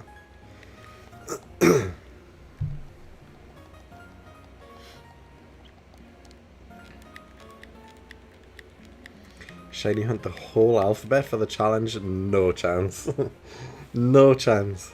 There's probably some mental person out there who has done that, but it's not going to be me. The Route Master is to catch one shiny of each Pokemon. Just because there's different forms doesn't mean I need to get every form. Because that could mean I also need to get like the male and female version of every shiny. And all that and so on and so forth. And I'm not doing that. I'm not doing that. I just need one of each Pokemon.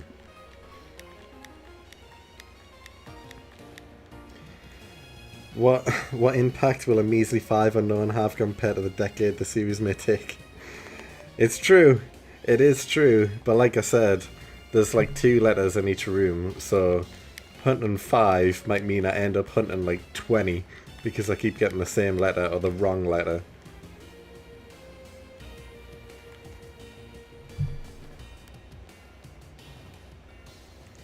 Did you find a shiny? I did. We found it about probably half an hour ago now, or something like that. 40 minutes ago we found a Breezel. Not what I was looking for, but we did get a shiny. If you want to rewind the stream to about 40 minutes ago, you'll see it. So we're starting fresh here.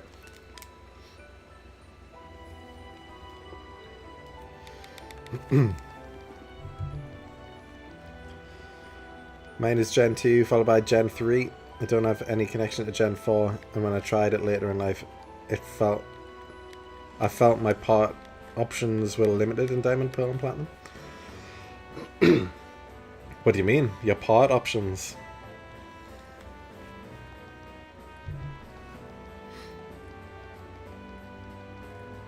I understand the appeal of Gen 2 though. I feel like everyone likes the Gen 1 Pokemon the most, but I do feel like the Gen 1 game itself, like the region, is one of the worst, if I'm honest. Like, yeah, nostalgia wise, it's great. Obviously, it's Gen 1. Everyone loves Gen 1 Pokemon. But the game itself, like, there's no challenge. Some of the routes are just horrible. Like, when you get to Misty, you are stuck there. You can't do anything else. You can't backtrack. You are just stuck there. And you're very limited on the Pokemon you can battle at that point and what you can catch.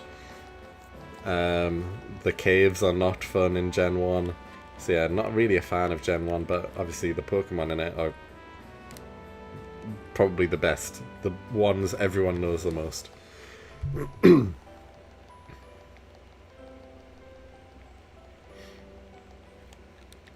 Shiny Spiritomb will be cool to watch you get. Yeah, definitely.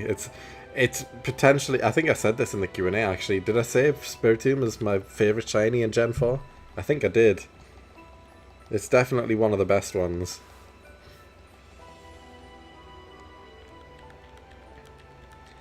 Every time you get the wrong letter, eat a spicy chip.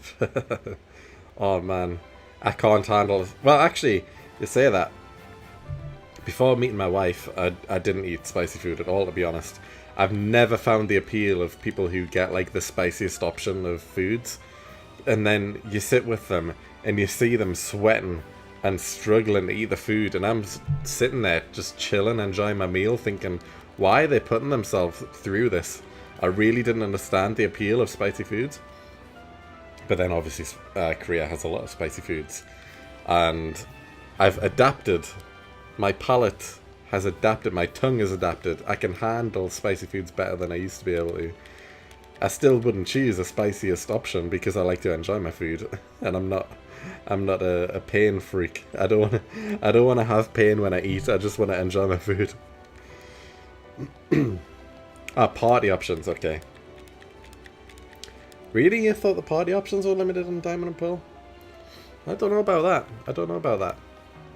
There's so many cool choices in Diamond and Pearl. I feel like every gen has like that main 6 though, that people just kind of drift to, you know?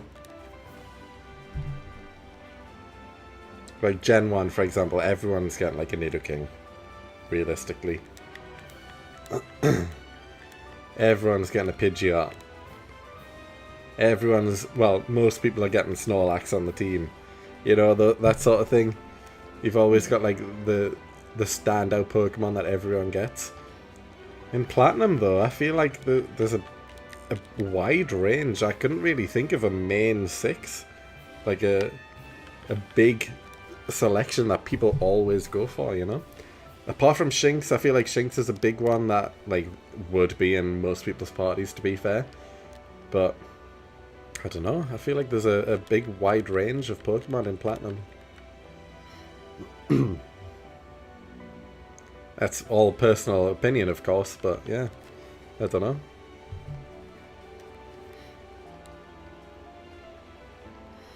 And like I was saying before, I'm tempted to do a Dream Team quest on Gen 3. My Dream Team that I have is no one's Dream Team. My 6 are very unique choices in Gen 3. Actually, it's on my phone, and I'm using the phone to see chat right now, so I can't check. But yeah, my 6 team members on Gen 3, very unique.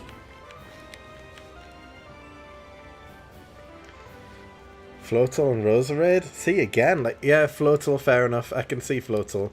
Roserade? I wouldn't... Really? You think Roserade's like a common one on teams? It's not one I would ever go for. To be honest, I would never pick Roserade. Oh, apologies. Hey, Beast, you're back. You are late. You actually missed a shiny. You did miss a shiny. It was about probably 45, 50 minutes ago now. We got a Buizel. We found a Buizel. So we go again.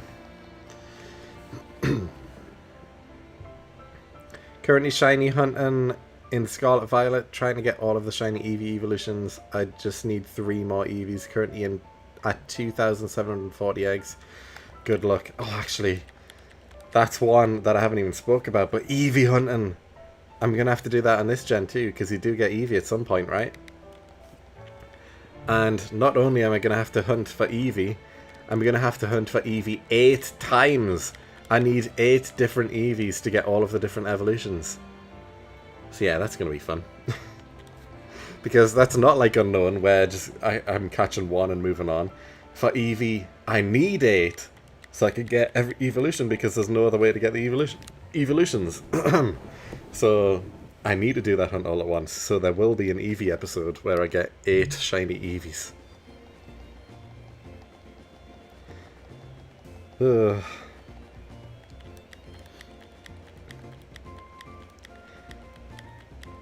9 times hunting Diamond Pearl Eterna Forest. I mean, it's going to be 12 times hunting in Eterna Forest for me once I get there, because the double battles, I've got 6 accounts, so 12 encounters at once. I'm looking forward to it. I can't wait. I'm going to speed through encounters. Shinies every day once I get to Eterna Forest. The thing is, though, I'm going to have to backtrack to Eterna Forest, like, basically straight away as soon as I finish it, because we don't have Cut. And then we're going to have to do Eterna City, we get Cut, and then we're going to have to backtrack to Eterna Forest to go in the mansion, and then we're going to get Rotom. So Rotom's not too far away. That'll be our first, I guess, legendary? Rotom's technically a legendary, right? So we're going to have shiny Rotom. Soon. In like 3 episodes' time. Pokeradar before Eevee or no? I don't know. I don't know. I can't remember if you get gifted an Eevee at some point, or if it's just in the trophy garden. I believe you get it gifted at some point though, right? If you get it gifted, then that's the point. That's the time. If it's in the trophy garden, then yeah, I might have the radar then.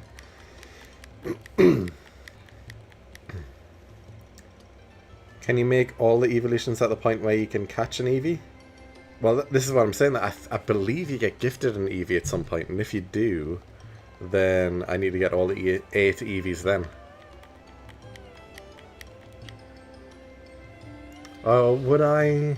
I guess since you can catch Eevee in the Trophy Garden, do I just do the Eevee hunt once and then move on? Because, like, similar to the Wurmple, I didn't catch a Wurmple for both Silcoon and Cascoon. I just moved on because I can get the evolution later.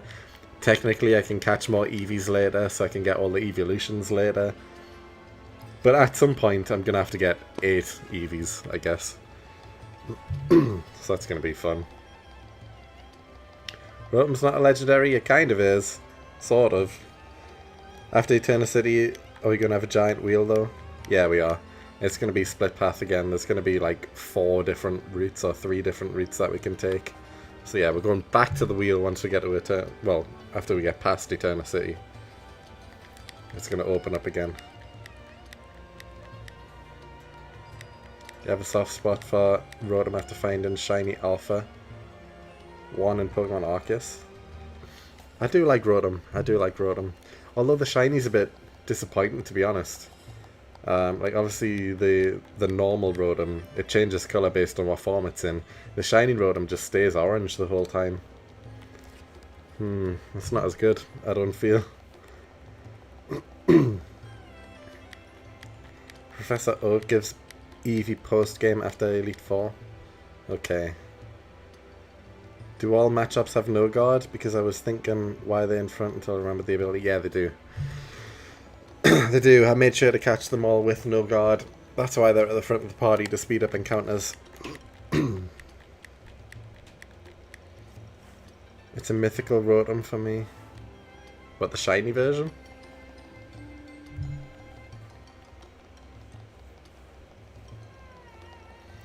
If you technically don't need to catch extra Eevees because it all require evolution, would it be against any ruling to just wait until after you have the Poke Radar to get the final 7? Yeah, that's what I'm saying. It's basically the same rule like I did with the Wurmple. Because I can get the evolution later, I don't need to get each version straight away, since it's a split path evolution. So Eevee would work the same, I guess. I can just get the rest of them later. But I will need to get multiple versions at some point. I just think Rotom is a mythical for me, yeah. There's only one of them available to catch in the game, so it's basically the same as a legendary.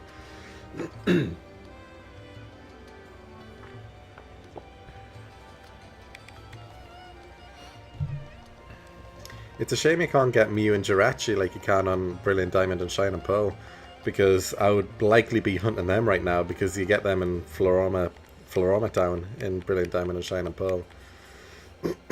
But you can't get them shiny in Brilliant Diamond and Shining Pearl. They're locked to just the normal ones. It's impossible to get them shiny. But that didn't happen for the original Diamond, Pearl and Platinum. You can get an Eevee in Hawthorne City as a gift. Alright, well yeah, we're gonna have to get one Eevee shiny then. You could do just 6 Eevees, then save the other 2 for later. Yeah, I mean, I'm probably just gonna do the 1 to begin with, but I am gonna need another 7 at some point later on. Eevee's not available in the wild until after you have the national dex. Yeah, I thought so. Trophy Garden, right? Has to be. Maybe you could add Eevee back to the wheel after you get an Eevee. Yeah, well, actually I wouldn't be able to. Since it's a gift Pokemon, it's either I do all of them then, because I'm going to have to move forward after getting it, or I get 1 and then get the rest in the Trophy Garden, which is way later. So that's the thing I'm gonna have to decide. Do I stop and do 8 Eevee hunts all at once when I get the gift? Or do I get 1 and then continue onwards and then we do the other 7 once we get to the Trophy Garden?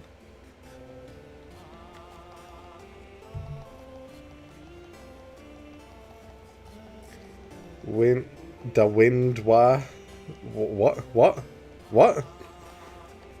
Oh, are you singing the song? Is it the song playing in the background? Is that what you're doing? I was like, what is this comment? Am I having a stroke?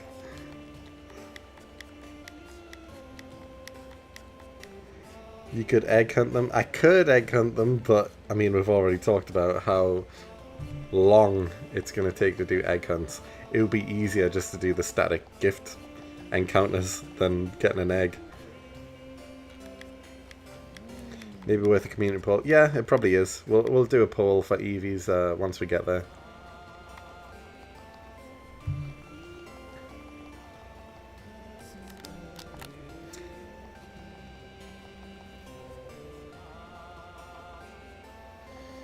Poker hunting in the Poker radar hunting in the Trophy Garden would be a dream come true.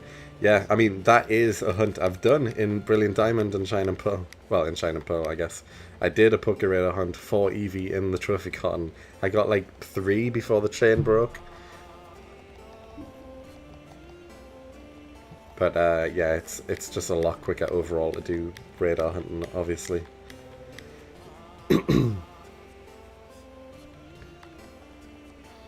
There's like a 7% chance every time you start a Poker Radar chain that you'll get to 30 to get a shiny Pokemon. And 7%, I will take those odds every day because that is a lot better than, 1 in 8,192. That means what? You would need like, I don't know, 13 tries, 14 tries to be at odds of getting a shiny, which doesn't take too long.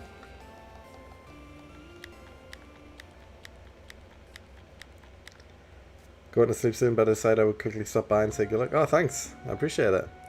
You missed a shiny just earlier, about an hour ago. We got a shiny Buizel, so this is phase 2 of the stream. But we did get a Buizel earlier. Hopefully next time you can tune in and stick around a bit longer. I mean, we're going to be finishing up anyway in about maybe 20 minutes.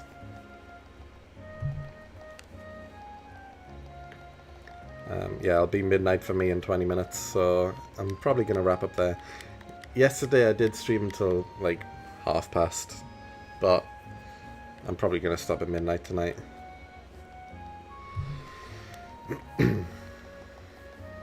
Maybe I'll stream tomorrow. I mean, I said this yesterday as well. I'm likely not going to stream daily, but at the minute I can, so I am, and I'm enjoying it. These first 2 streams have been pretty great, so maybe I will stream tomorrow. I don't know. If I am, you'll see like a notification go up probably midday tomorrow saying like streaming at 9:30 again UK time. So maybe I will stream tomorrow. It's likely, unless I've got something going on, but I rarely do have something going on night at that time of night. So I'll probably stream again tomorrow. But don't expect this to be a daily thing. I'm not going to stream every day. Just when I can and when I feel like it, I will. But I did say yesterday I'm going to do like an earlier stream on Wednesday. I can stream from like 6 PM instead of 9 PM. So we might do like an extra long stream on Wednesday.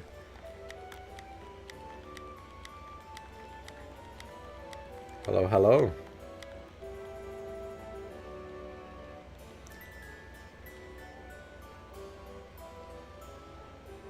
It'll be 7 PM in 20 minutes for you. Yeah, time zones. Always a pain.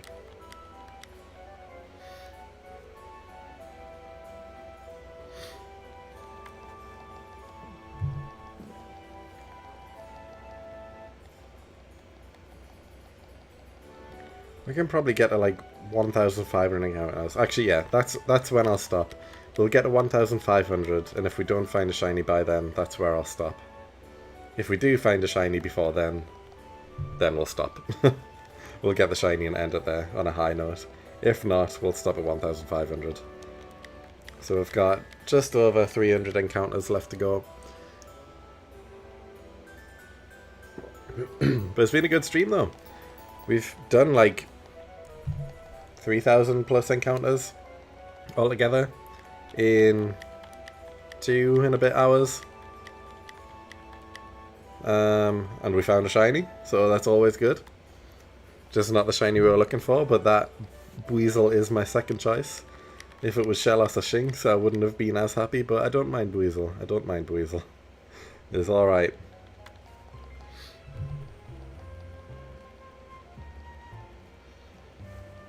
What's it like living in the future? It's dark.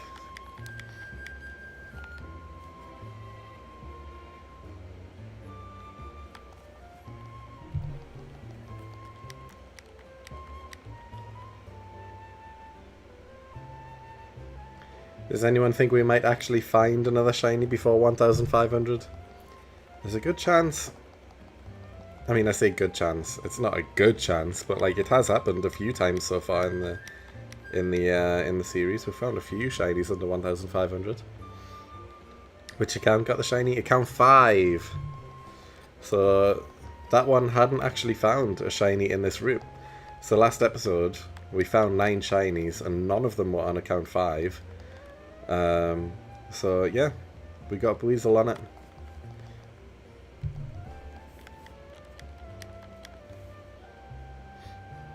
I only know that because any account that has Drifloon in the bottom corner are ones that didn't have any shinies. So as you can see here, account 2 and account 6 have the Drifloon appearing in the bottom there. You can kind of see it.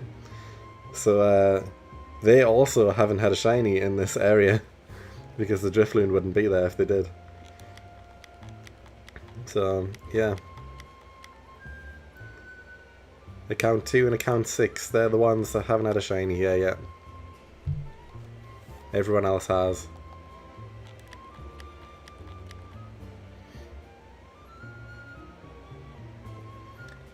Shiny in 10 minutes? I hope so. I would like that. If it's Pachirisu as well, that would be an incredible way to end the stream. And then we can start fresh tomorrow hunting Drifloon. Oh, that would be good. I do have to go now. Good luck though. Will we find a second shiny? Yeah, thanks for sticking around so long as well, man. And like I said, I'll be wrapping up myself in about 15 minutes. But appreciate you.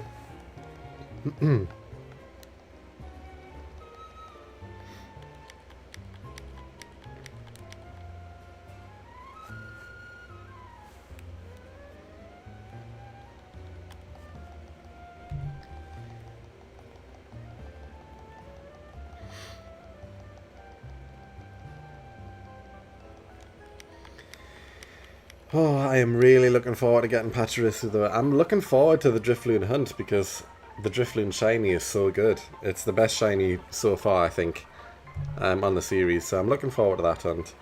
But I'm just looking forward to getting this episode done.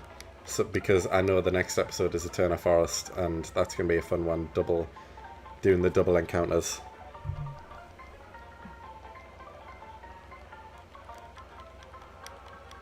So yeah, really looking forward to next episode in Eterna Forest.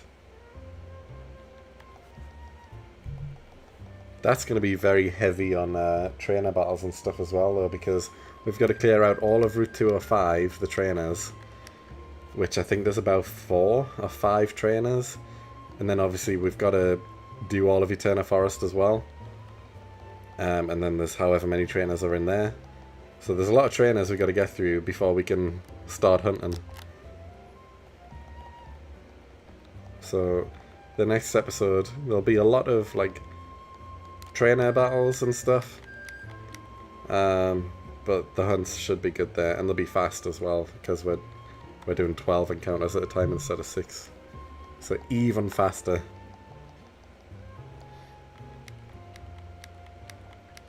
We'll get through 1,000 encounters in about 25 minutes probably. It'll be very fast.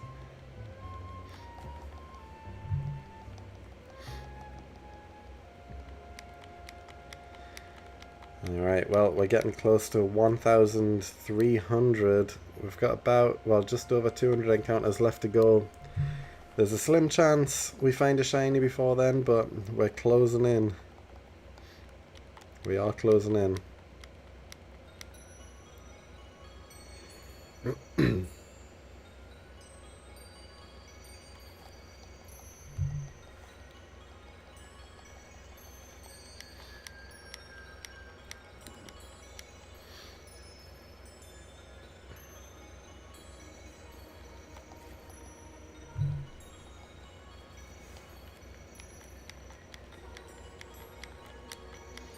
I am getting a bit sleepy now though. It's getting close to midnight, like I said. We're 10 minutes away from midnight. I've got to be up for work in the morning, 7:30. 200 encounters to go. Come on, let's get another shiny. It'll be good to get an early shiny. An early phase shiny. And imagine 2 shinies in one stream, that would be pretty great. It's definitely possible. Whether or not it happens though, that's another question, but it definitely could.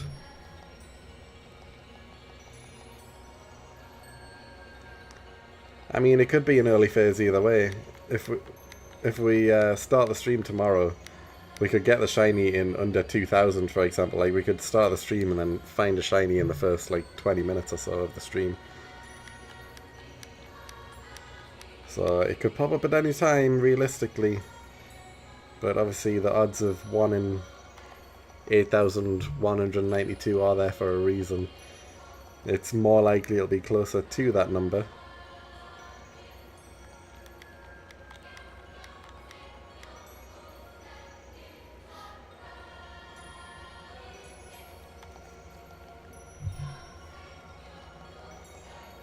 You gotta go sleep now. Good night. Everyone's jumping off. Yeah.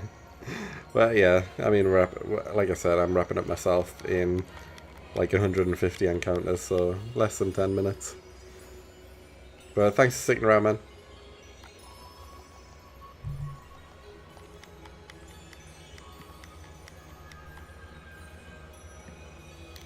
Come on, can we do it? Can we get a shiny? Let's end the stream on a high note. Let's get this Pachirisu. Oh, that would be the ultimate way to end the stream if we find a Pachirisu. You're still here, it's only 6 PM? Yeah, for you it is. You're living 6 hours in the past.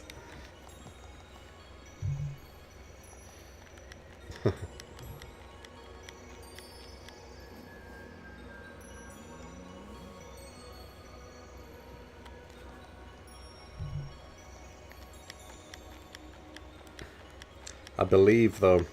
I believe in an early shiny. I mean, what was the last shiny that we just got before? Like 4,600 and something? So that's a pretty early one anyway. We're just over halfway to odds. We can do another early one. We can do it. I believe. I believe in the heart of the cards.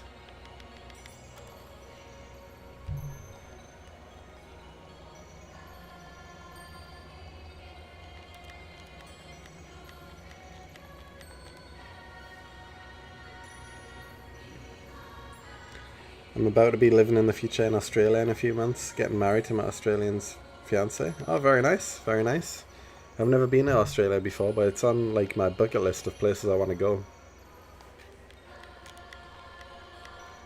So where are you living now if you're moving to Australia in a few months?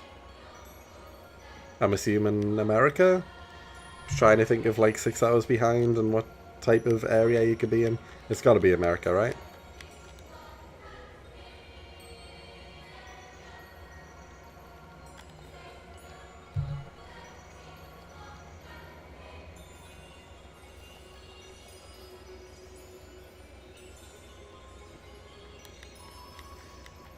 Live in USA, yeah.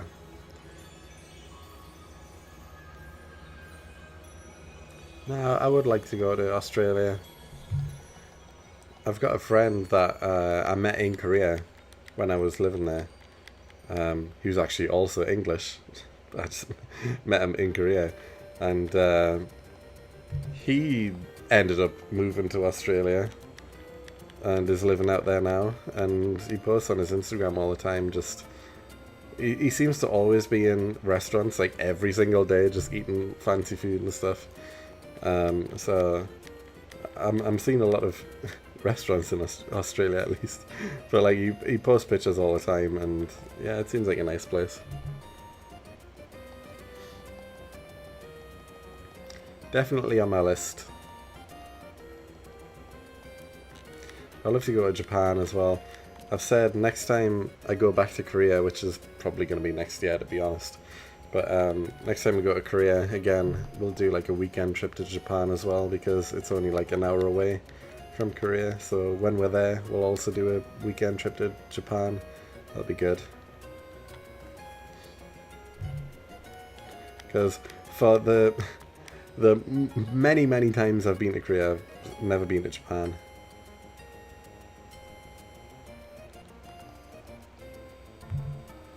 The beaches in Australia are so beautiful. The air quality is amazing. Yeah, okay, well, the opposite is true for Korea, then the air quality is not so good there.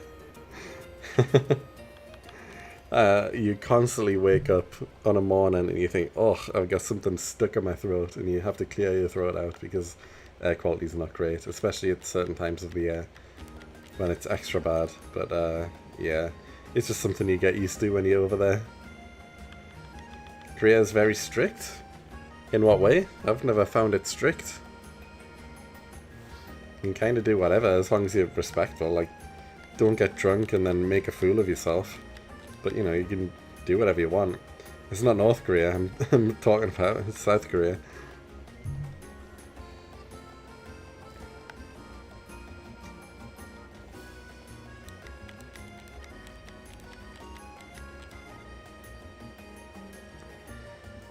Just under 50 encounters to go though.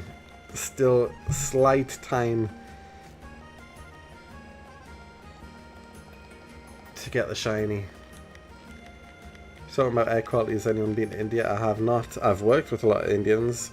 At my company that I work for currently, a lot of the contractors are Indian, so I work with a lot of them. Very nice people, but never been there.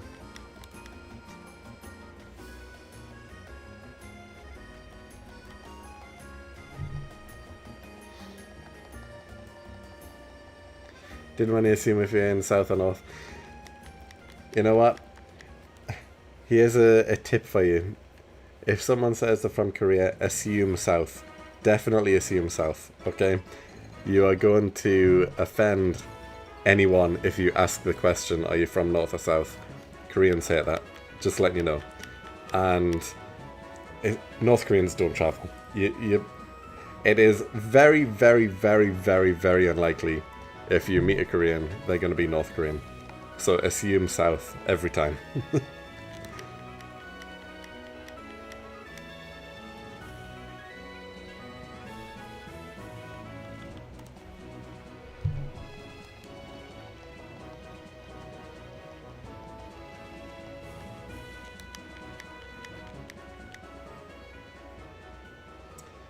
Alright, we're closing in. You don't want to... Yeah, of course, obviously, yeah. Always best to check, I guess, but... Yeah, I mean...